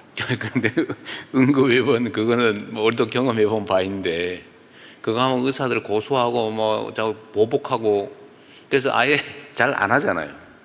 그러니까 예를 들면 이 사람이 자살 소인이 있다, 위험성이 있다고 할 때 대책이 그건 극단적인 경우고 응급입원을 시키거나 이거는 근데 그거 말고 예를 들면 이 사람 위험하다라고 하면 자살 전문기관에 통보를 해준다든지 아니면 이 사람 얘기 들어보니까 빚 때문에 막 그 자살하려고 그러는 것 같은데 예를 들면 경제적인 보류 조치나 면책 조치나 사실 이런 거 해주면 되는 경우가 대부분이거든요. 본인이 모르고 있는 거죠. 그럴 때 예를 들면 관련 채무조정기관에 뭐 이렇게 연락을 하든지 통보하든지 해서 뭐 정리를 해주거나 이렇게 하는 게 현재 법률상으로는 금지되어 있지 않냐 그 말이죠, 제 말은. 예, 맞습니다. 그거 이제 본인이 동의해야 저희는 신청해야 작동하기 때문에 제가 말씀드린 게 그런 정책은 이걸 발견한 뭐 사회복지 의료인이 대신 신청할 수 있게 길을 터줘야 된다라고 말씀드립니다. 그 정책실장님 저기 이거 자살 대책 관련해서 사실 이거 오늘 제가 생각해 보니까 이게 매우 밀접한 관련이 있는데 지금 백종우 선생님께서 뭘 맡고 있다고요? 민간에서는 한국 자살예방협회를 맡고 있습니다. 자살예방협회. 생명안전위원회 부위원장. 생명안전위원회. 네. 지금 그러니까 저희가 그 자살 위험 고위험군들이 신체 증상으로 일반 1차 의료기관도 많이 방문하거든요. 그래서 1차 의료기관 의사들이 볼 때 이 사람은 좀 자살 위험이 높다고 하면 보건소의 자살예방센터로 연계하는 걸 할 수 있습니다. 그렇게 되면 자살예방센터가 가능해요. 본인 서비스를 동의 제공하는- 없이도 가능해요. 하지만 이제 동의가 필요한 부분이고요. 또 자살 시도자인 경우에는 굉장히 시급하게 개입을 해야 돼서 저희가 법을 좀 개정해서 그러니까. 동의 없이 명단을 좀 공유할 수 있도록 아주 하는 법 그거는 개정도 추진하고 있습니다. 그래야 될 것 같습니다. 그거는 제도적인 보완이 있어야 될 것 같아서 한번 마지막 관문 같거든요. 정신과 또는 뭐 상담소 뭐 이런 데가. 그래서 거기서 좀 특별한 조치를 할 수 있는 거는 연구를 해봅시다. 네. 약간 뭐 주제에서 벗어나는 것 같긴 한데, 네. 고맙습니다. 시간은 다 됐는데 몇 분 더 네, 받아볼까요? 그러시죠. 예, 우리 지역 의료 쪽에 또 보건소에서 오신 가는 분들이 급제는 좀 요약을 해주시면 네, 네. 좀 더 많은 사람들이 의견을 낼 수 있을 것 같아요. 네, 저희 둘째 줄에 마이크 좀 전달 부탁드리겠습니다. 안녕하십니까? 잘 들리시나요? 국가정원과 순천만을 보유한 순천시 쌍지보건진료소 장지입니다. 오늘 이런 귀한 자리에 와보니 저뿐만 아니라 절실한 분들이 정말 많으신데요. 절실해서 길어지지만 저는 절실해서 최대한 짧게 끝내보겠습니다. 순천시 읍면의 면적은 서울특별시 면적의 1.3배에 이릅니다. 그런데 그 1.3배의 면적에 의료기관은 40개고요. 쉽게 생각하면 강남구에 2개 있다고 생각하시면 되겠습니다. 제가 14년간 보건진료소장으로 근무를 하면서 저희 주민들이 어떤 걸 원하시는지를 생각해 보고 왔는데요. 한 가지는 고령과 그리고 거동불편, 교통불편으로 내가 진료소를 가지 못하지만 소장이 나한테 와줬으면 좋겠어. 이것과 내가 진료소를 방문했을 때 언제든 진료소가 열려 있었으면 좋겠어. 이 두 가지 제가 해드릴 수 없는 요구를 14년간 하십니다. 왜 현실이 불가능하냐? 저는 손오공이 아니기 때문입니다. 제가 근무하는 보건진료소는 1인 근무지이고 대체 인력이 없습니다. 즉 제가 여기 와 있으면 저희 주민들은 다른 의료기관을 찾아 나서셔야 합니다. 이것은 곧 순천만의 그 이야기가 아니고요. 전국 1890개 보건진료소의 이야기입니다. 잘 아시다시피 공중보건이 부족으로 지금 보건진료소장이 본인의 진료소뿐만 아니라 인근의 보건지소까지 책임을 지고 있다 보니 저희 의료취약지 주민들은 아파야 하는 날이 정해져 있습니다. 월요일만 아파야 하시는 분이 계시고요.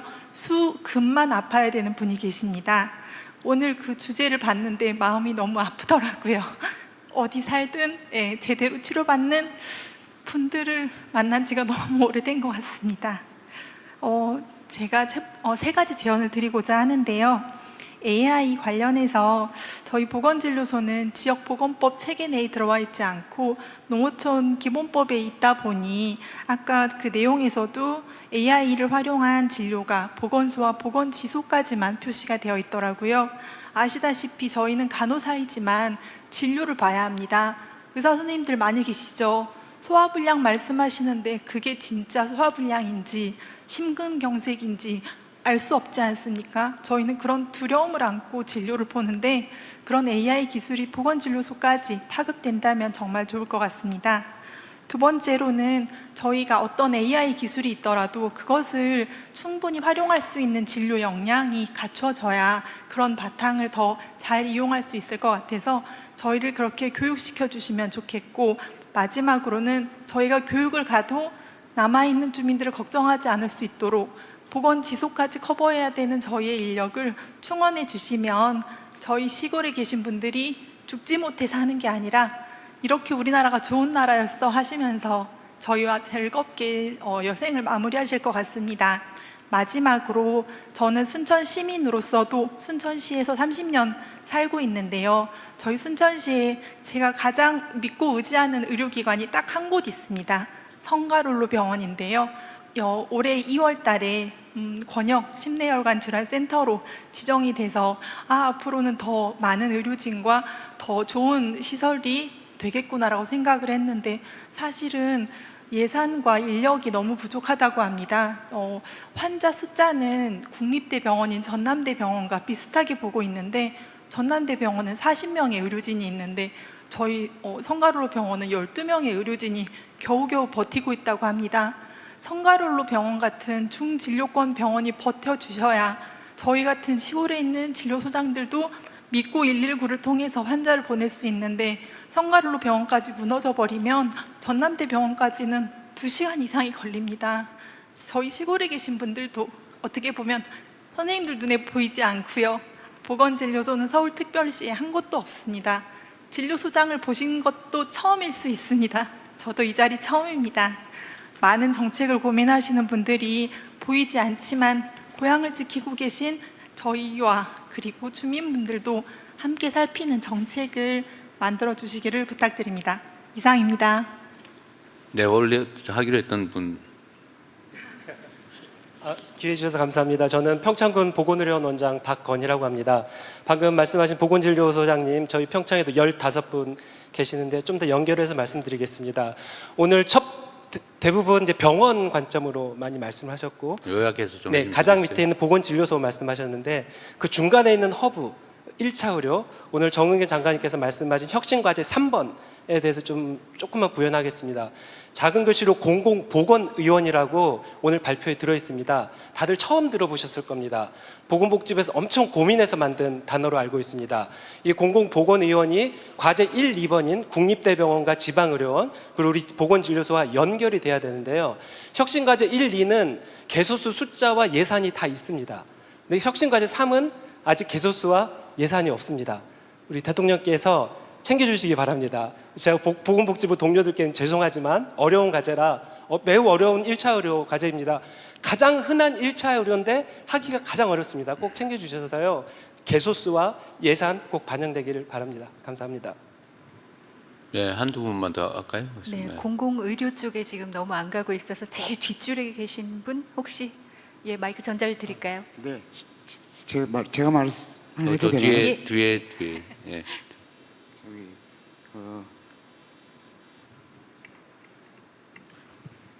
예, 안녕하세요. 녹색병원 원장 임상혁입니다. 이렇게 발언 기회를 주셔서 감사하고요. 저는 돈 얘기를 좀 해보고 싶습니다.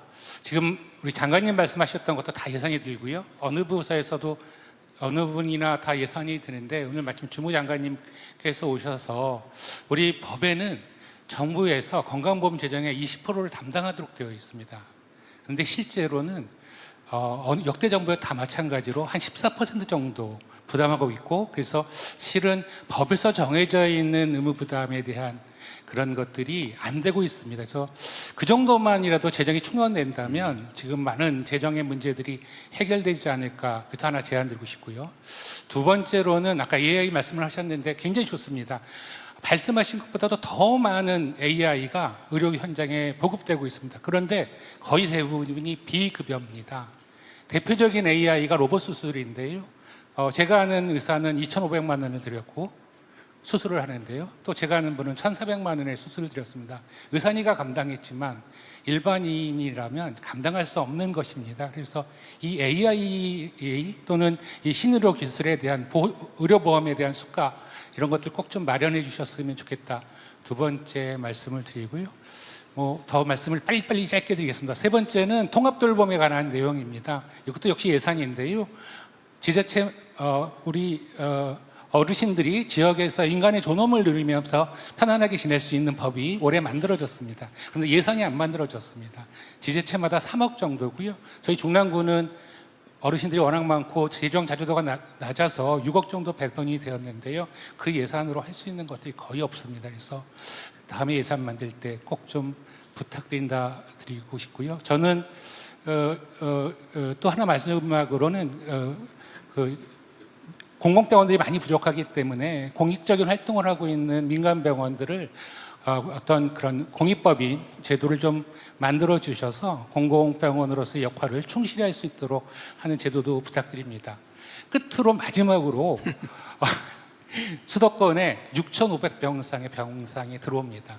서울대병원이 시흥에 들어오고요. 아산병원이 청라에 들어오고 세브란스가 송도에 들어오고 이렇게 6,500병상의 대학병원이 수도권에 다 들어오면 과연 필수 의료 아니 지역 의료가 존재할까 이런 의문이 있습니다.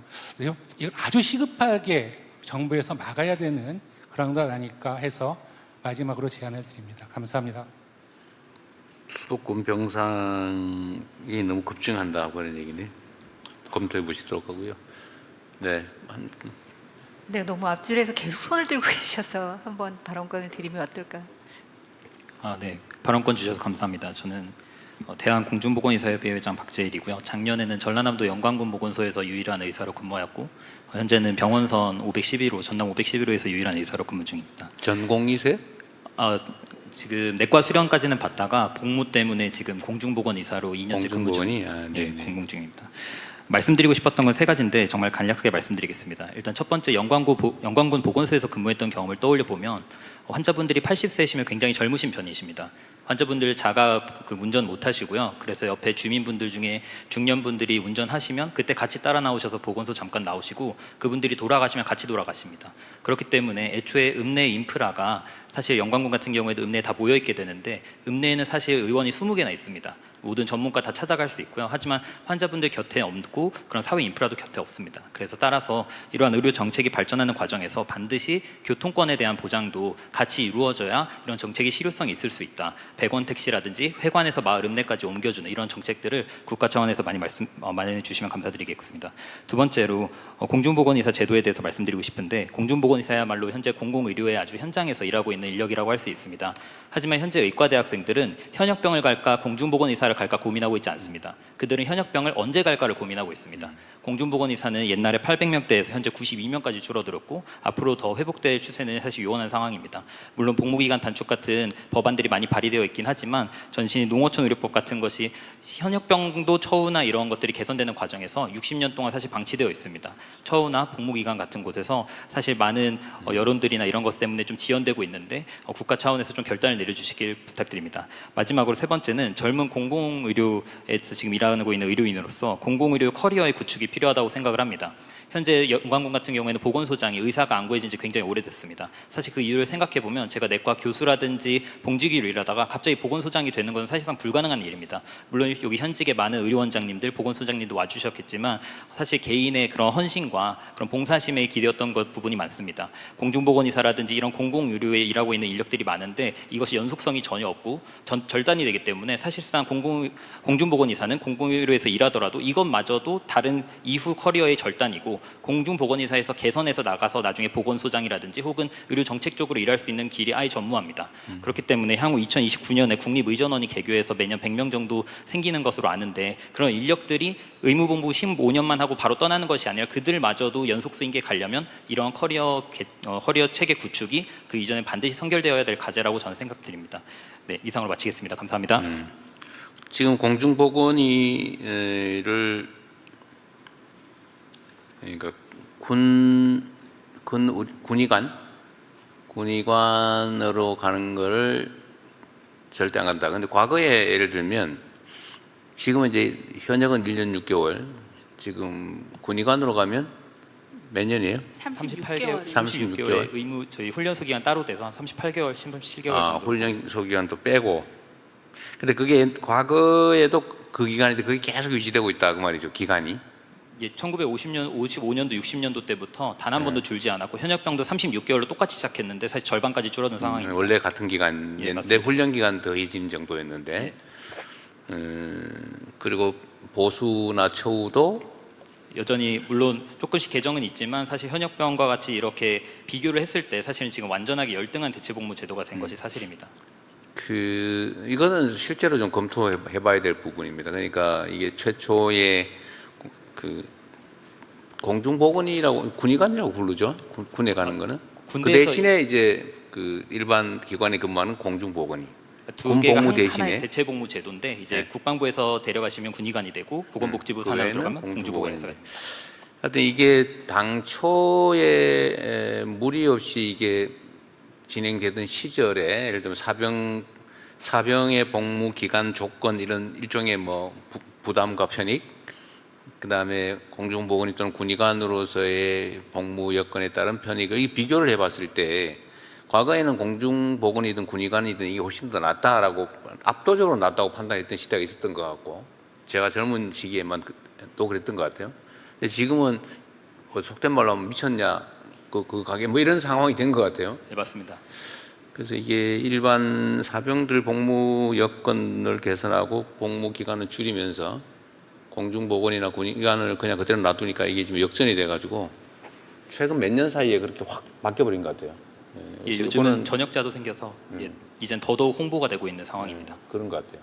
몇 년 전만 해도 그런 게 희귀했는데 현역병 가는 게 그거를 좀 체계적으로 검토를 좀 하고 개선 방안을 실제로 찾아야 될 것 같습니다. 이런 상태로 놔두면 다 안 가버리는 상황이에요. 예, 국방부에서도 알고 있고요. 현역 그 짧은 현역으로 대신 간 비율이 굉장히 늘어나고 있어서 그러니까 지금 이대로 놔두면 군의관 확보가 거의 불가능할 정도에서 네. 현실을 지금 고민하고 있습니다. 개선 방안을. 그러게 사병들이 부족하다고 해서 그런 건 아닐 것 같고 여하튼 그냥 방치하다 보니 이래 된 것 같아요.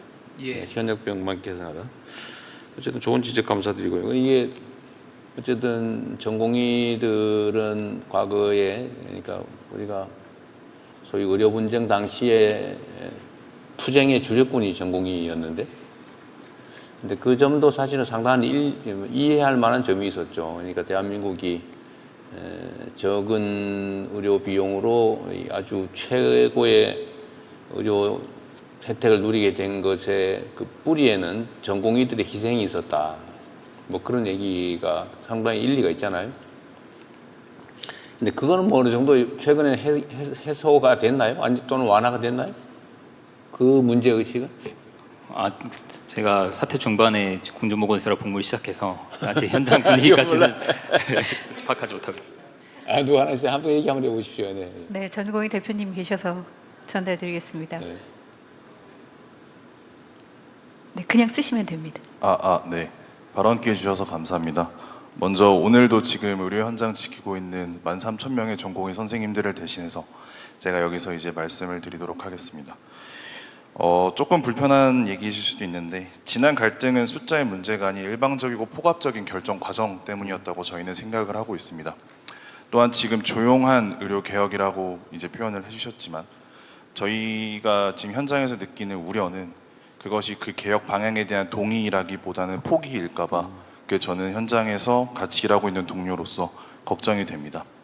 그럼 이제 이 문제를 어떻게 해결해 가야 되냐라는 거에서 가장 중요한 건 현장의 목소리를 들어야 되는 것이고 정책 당사자인 저희 미래의 젊은 의사들과 함께 논의를 해서 대한민국 미래를 함께 설계하는 게 중요하다고 생각을 하고 있습니다. 지금 저희 젊은 그 청년 의사들이 어떤 거버넌스나 위원회에 참여하는 구조가 사실은 보장되어 있지 않고 있습니다. 이제 청와대에서도 청년 펠로우십 같은 것들을 모집한다는 것도 기사로 보았는데 그런 것처럼 저희 젊은 의사들이 당사자로서 대한민국 보건의료의 미래를 함께 설계할 수 있는 것을 보장해 주셨으면 하는 제안을 드리고 싶습니다. 네. 말씀대로 사실 뭐 흔쾌히 즐겁다, 뭐 좋다, 뭐 이렇게 해서 공감하는 건 아닐 게 분명하죠. 이 과정에서 동의, 포기 본인 표현대로 이제 그 다음 단계는 저항이죠. 저항과 투쟁. 그리고 이 저항과 투쟁보다는 그래도 포기는 뭐 반쯤은 이제 용인하는 거죠. 그러나 내가 좋아서 하는 건 아니야. 그 심정은 뭐 이해를 하겠습니다.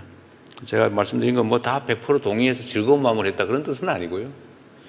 그러나 상당 정도 이해관계 조정이나 아니면 존중하는 속에서의 대화 이런 게 조금은 도움이 되지 않았을까 싶고 앞으로 사실 우리가 이 의료 문제에 대해서는 넘어야 될 사안이 너무 많습니다. 아까 말씀드렸던 것처럼 저는 지금 뭐 정리해서 말씀드릴게요. 이제 말씀을 준비했는데 못하신 분들은 아쉽지만 메모로 좀 대체하고 환자단체 한 아, 그래요? 그럼 환자단체 환자단체 말씀하시고 할까요? 계속 의료인만 발언을 하셔서 그렇게 혹시 하십시오. 환자를 네. 대표해서 네. 오신 발언 기회를 주셔서 너무 감사합니다. 저 한국중증질환연합회 김동주입니다. 제가 딱 두 가지만 좀 짧게 그럼 드리겠습니다. 하나는 우리 암 환자들이 항암이나 방사선 치료하는 과정 속에서 상급병원에 입원을 못하고 바깥에서 치료를 받다 보니 뭐 환자방, 뭐 요양병원, 한방병원 이런 쪽에서 계속 환자들이 치료를 받을 수밖에 없고 그걸 본인 부담으로 대부분 치료를 받고 있습니다. 그래서 의료 전달 체계 안에 일정 기간 동안 환자들이 항암 방사선 수술하는 동안만큼은 치료를 받을 수 있는 그런 뭐 2차 병원이 됐던 1차 병원이 됐던 그런 의료기관, 요양기관을 좀 연결하는 방법을 좀 찾아주셨으면 좋겠습니다.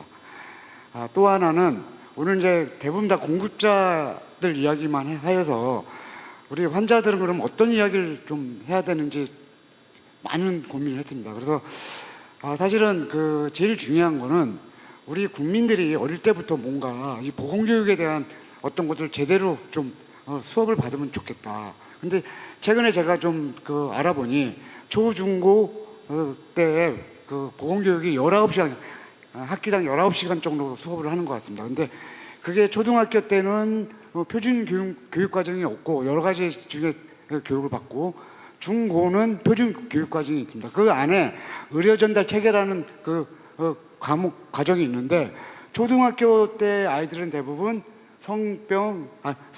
그다음에 전염병 이런 위주로 수업을 하고 중학교, 고등학교 가면 거의 수업 때문에 입시 때문에 거의 수업을 안 하는 걸로 알고 있습니다. 오히려 우리 국민들이 어릴 때부터 이런 의료 전달 체계에 대해서 제대로 공부를 하면 지역 의료가 왜 지금 붕괴가 되어 있고 의료자는 어떻게 쓰는 게 합리적이고 또 우리가 소중한 건강을 어떻게 지켜나갈 거고 이런 거를 어릴 때부터 교육시키면 너무 좋을 것 같습니다. 대통령님께서 혹시 우리 환자나 국민들을 위해서 이번 기회에 그런 교육에 대해서 한번 복지부와 교육부하고 좀 이렇게 상의할 수 있는 좀 시간을 갖도록 해주셨으면 고맙겠습니다. 이상입니다. 네, 감사합니다. 혹시 그러면 기왕 말씀 나온 김에 오늘 나는 이 분야를 대표해서 말을 전혀 못했기 때문에 해야 되겠다 하시는 분 너무 많은데? 아니, 정말로 배제된 영역이다 나는 그런 분만. 이곳에는 간호사 선생님들도 많이 계시고 간호사분들 아까 얘기한 거 아닌가요? 네, 아니면 응급의료센터 쪽도 계십니다. 거의 똑같은 얘기일 것 같고 또 어디 있습니까? 시민단체도 와 계시긴 합니다. 어떤 시민단체? 시민단체? 어떤 시민단체인가요? 네. 안녕하세요. 한국 YWC 연합회 회장 조은영입니다. 저는 오늘 귀한 자리에 초청돼서 귀한 말씀들 나누고 전체 국가가 우리가 어떤 의료 시스템을 가야 될지 나눌 수 있어서 너무 기쁘고 감사합니다. 의정대란 이후에 의료 소비자로서 적극적으로 의료 시스템에 대해서 공부하고 어떻게 하면 국가가 더 나은 의료 시스템을 만들 수 있을까 고민하고 공부했습니다. 그리고 아까 우리 환자협회에서 김성일 대표님 말씀해 주셨던 것처럼 오늘도 이제 대다수가 의료 정책을 결정하거나 의료인들에 해당되는 의료 서비스 공급자 중심의 방향성과 내용을 보게 된 것에 마지막으로 손을 들었습니다. 의료 소비자로서 국민으로서는 국가의 재정이나 의료 시스템을 운영하는 것이 언제까지 지속 가능할 것인가에 대해서도 깊이 고민하고 있습니다. 저희가 이제 많은 걸 펼쳐놓고 실제 이번에 혁신위에서 대단한 패러다임 시프트가 일어나서 굉장히 좋은 형태의 의료 시스템들을 만들어가는 오늘 제안들을 주셨는데 그 제안들을 전부 다 할 수 있으면 좋겠죠. 그런데 이제 저희가 우선순위를 결정을 해야 되고 그럴 경우에 국민이 어느 정도까지 거버넌스에 참여해서 계속적으로 지금 단순히 의견을 제시하는 정도가 아니라 실제로 참여하고 결과적으로 제3자인 건강보험에 저희가 미리 비용을 지불하고 국민의 세금이 들어가서 운영되고 있는 게 의료 시스템이잖아요. 그러면 그 내용에 대해서 저희는 적극적으로 알고 싶습니다. 그리고 그것이 지금 현재 5년 안에 이재명 정부 안에서 우리가 국민 주권 정부 안에서도 유능하게 발전되기를 바라지만 앞으로 10년 후에도 이것이 그대로 이제 지속되기를 바라거든요. 그래서 각 정책의 하나하나에 대한 비용 효과성이 어느 정도 있는지 그리고 어느 정도 효율적으로 쓰여지고 있는지도 국민이 알고 선택하고 결정할 수 있는 의료 정책의 거버넌스 시스템 안에 시민이 들어갈 수 있기를 소망합니다. 더불어서 이제 아까 한 가지 대통령님께서 굉장히 중요한 포인트를 두 가지 말씀하셨어요. 이 의료 비용을 만드는 수가를 바꿔야 된다. 지금 현재 행위수가제에서 가치 기반 의료수가제로 바뀌어져야 된다고 생각하고요. 두 번째로 지금 조용한 개혁이라고 말씀하셨는데 많은 걸 준비하고 있지만 국민은 체감하지 못합니다. 그래서 지금 현재 각자 바로 느낄 수 있는 체감할 수 있을 만한 모형이 빨리 나와야 된다고 저는 생각합니다. 아무리 좋은 개혁이라 할지라도 국민이 느끼지 못하면 그것에 대해서 믿지를 못하고 계속 지지하기가 어렵습니다.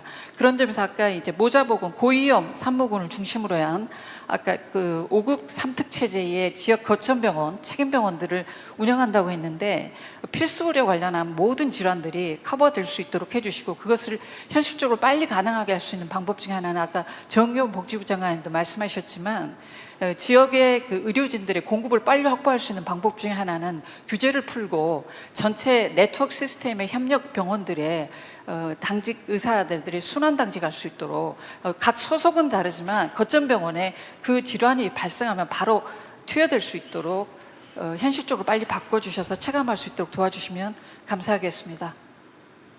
네.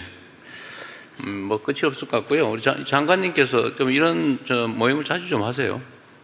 네, 제가 보기에는 우리가 이제 나름 국민주권 정부의 기본은 모든 정책에 대해서 투명하게 접근하고 또 국민들께도 많은 걸 알려드리고 소통할 수 있는 시스템을 최대한 좀 강구하자라고 하는데도 여전히 충분히 안 되는 거겠죠.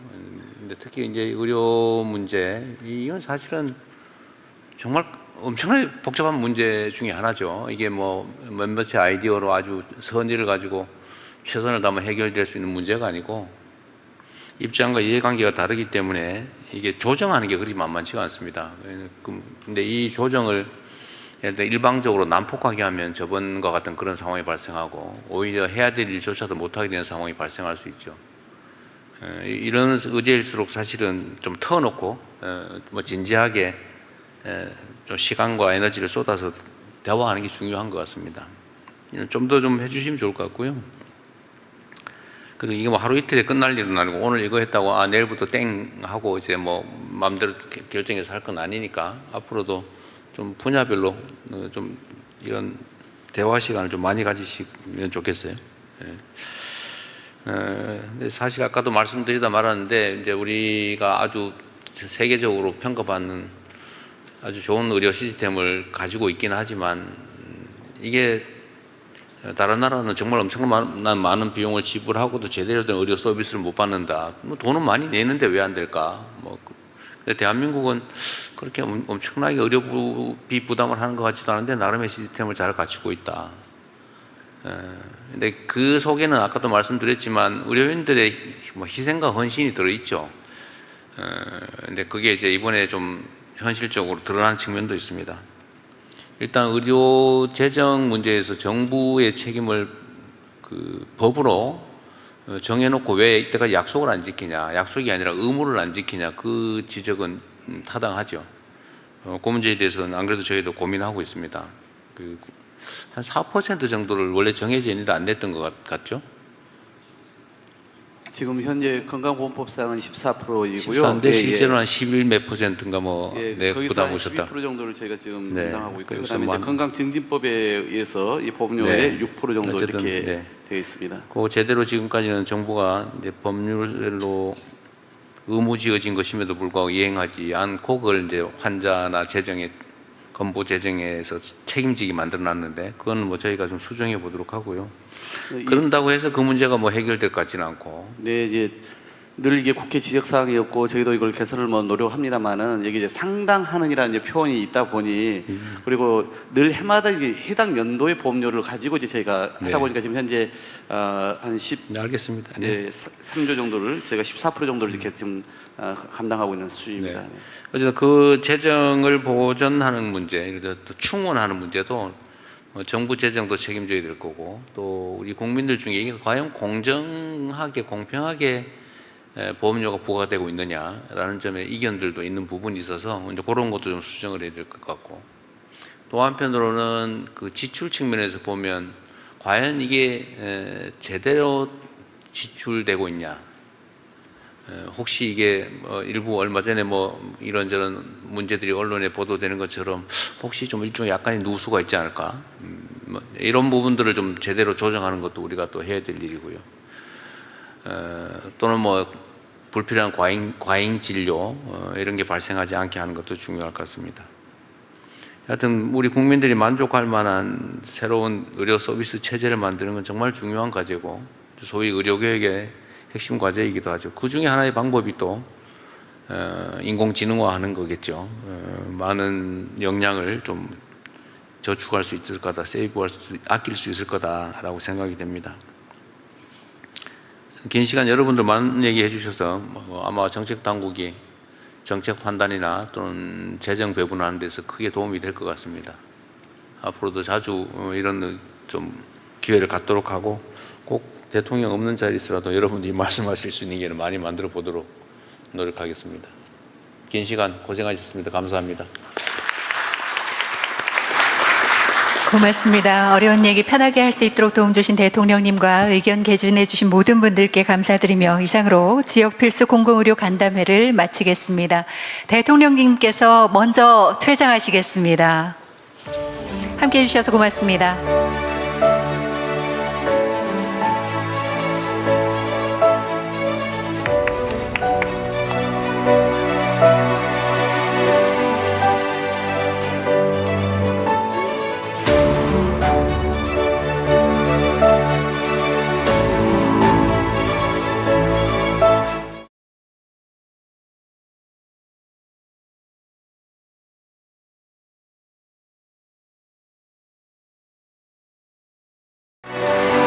먼저 국민의례가 있겠습니다.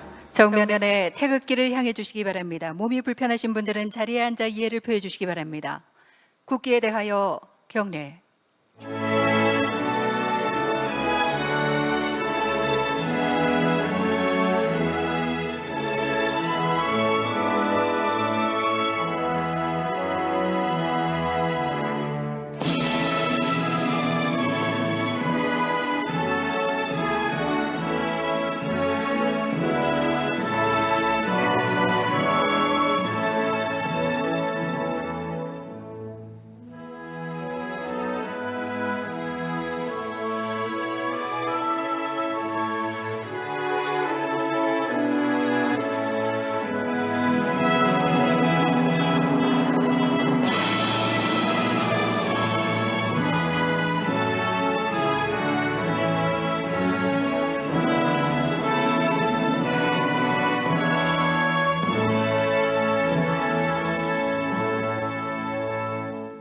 바로 모두 자리에 앉아 주시기 바랍니다.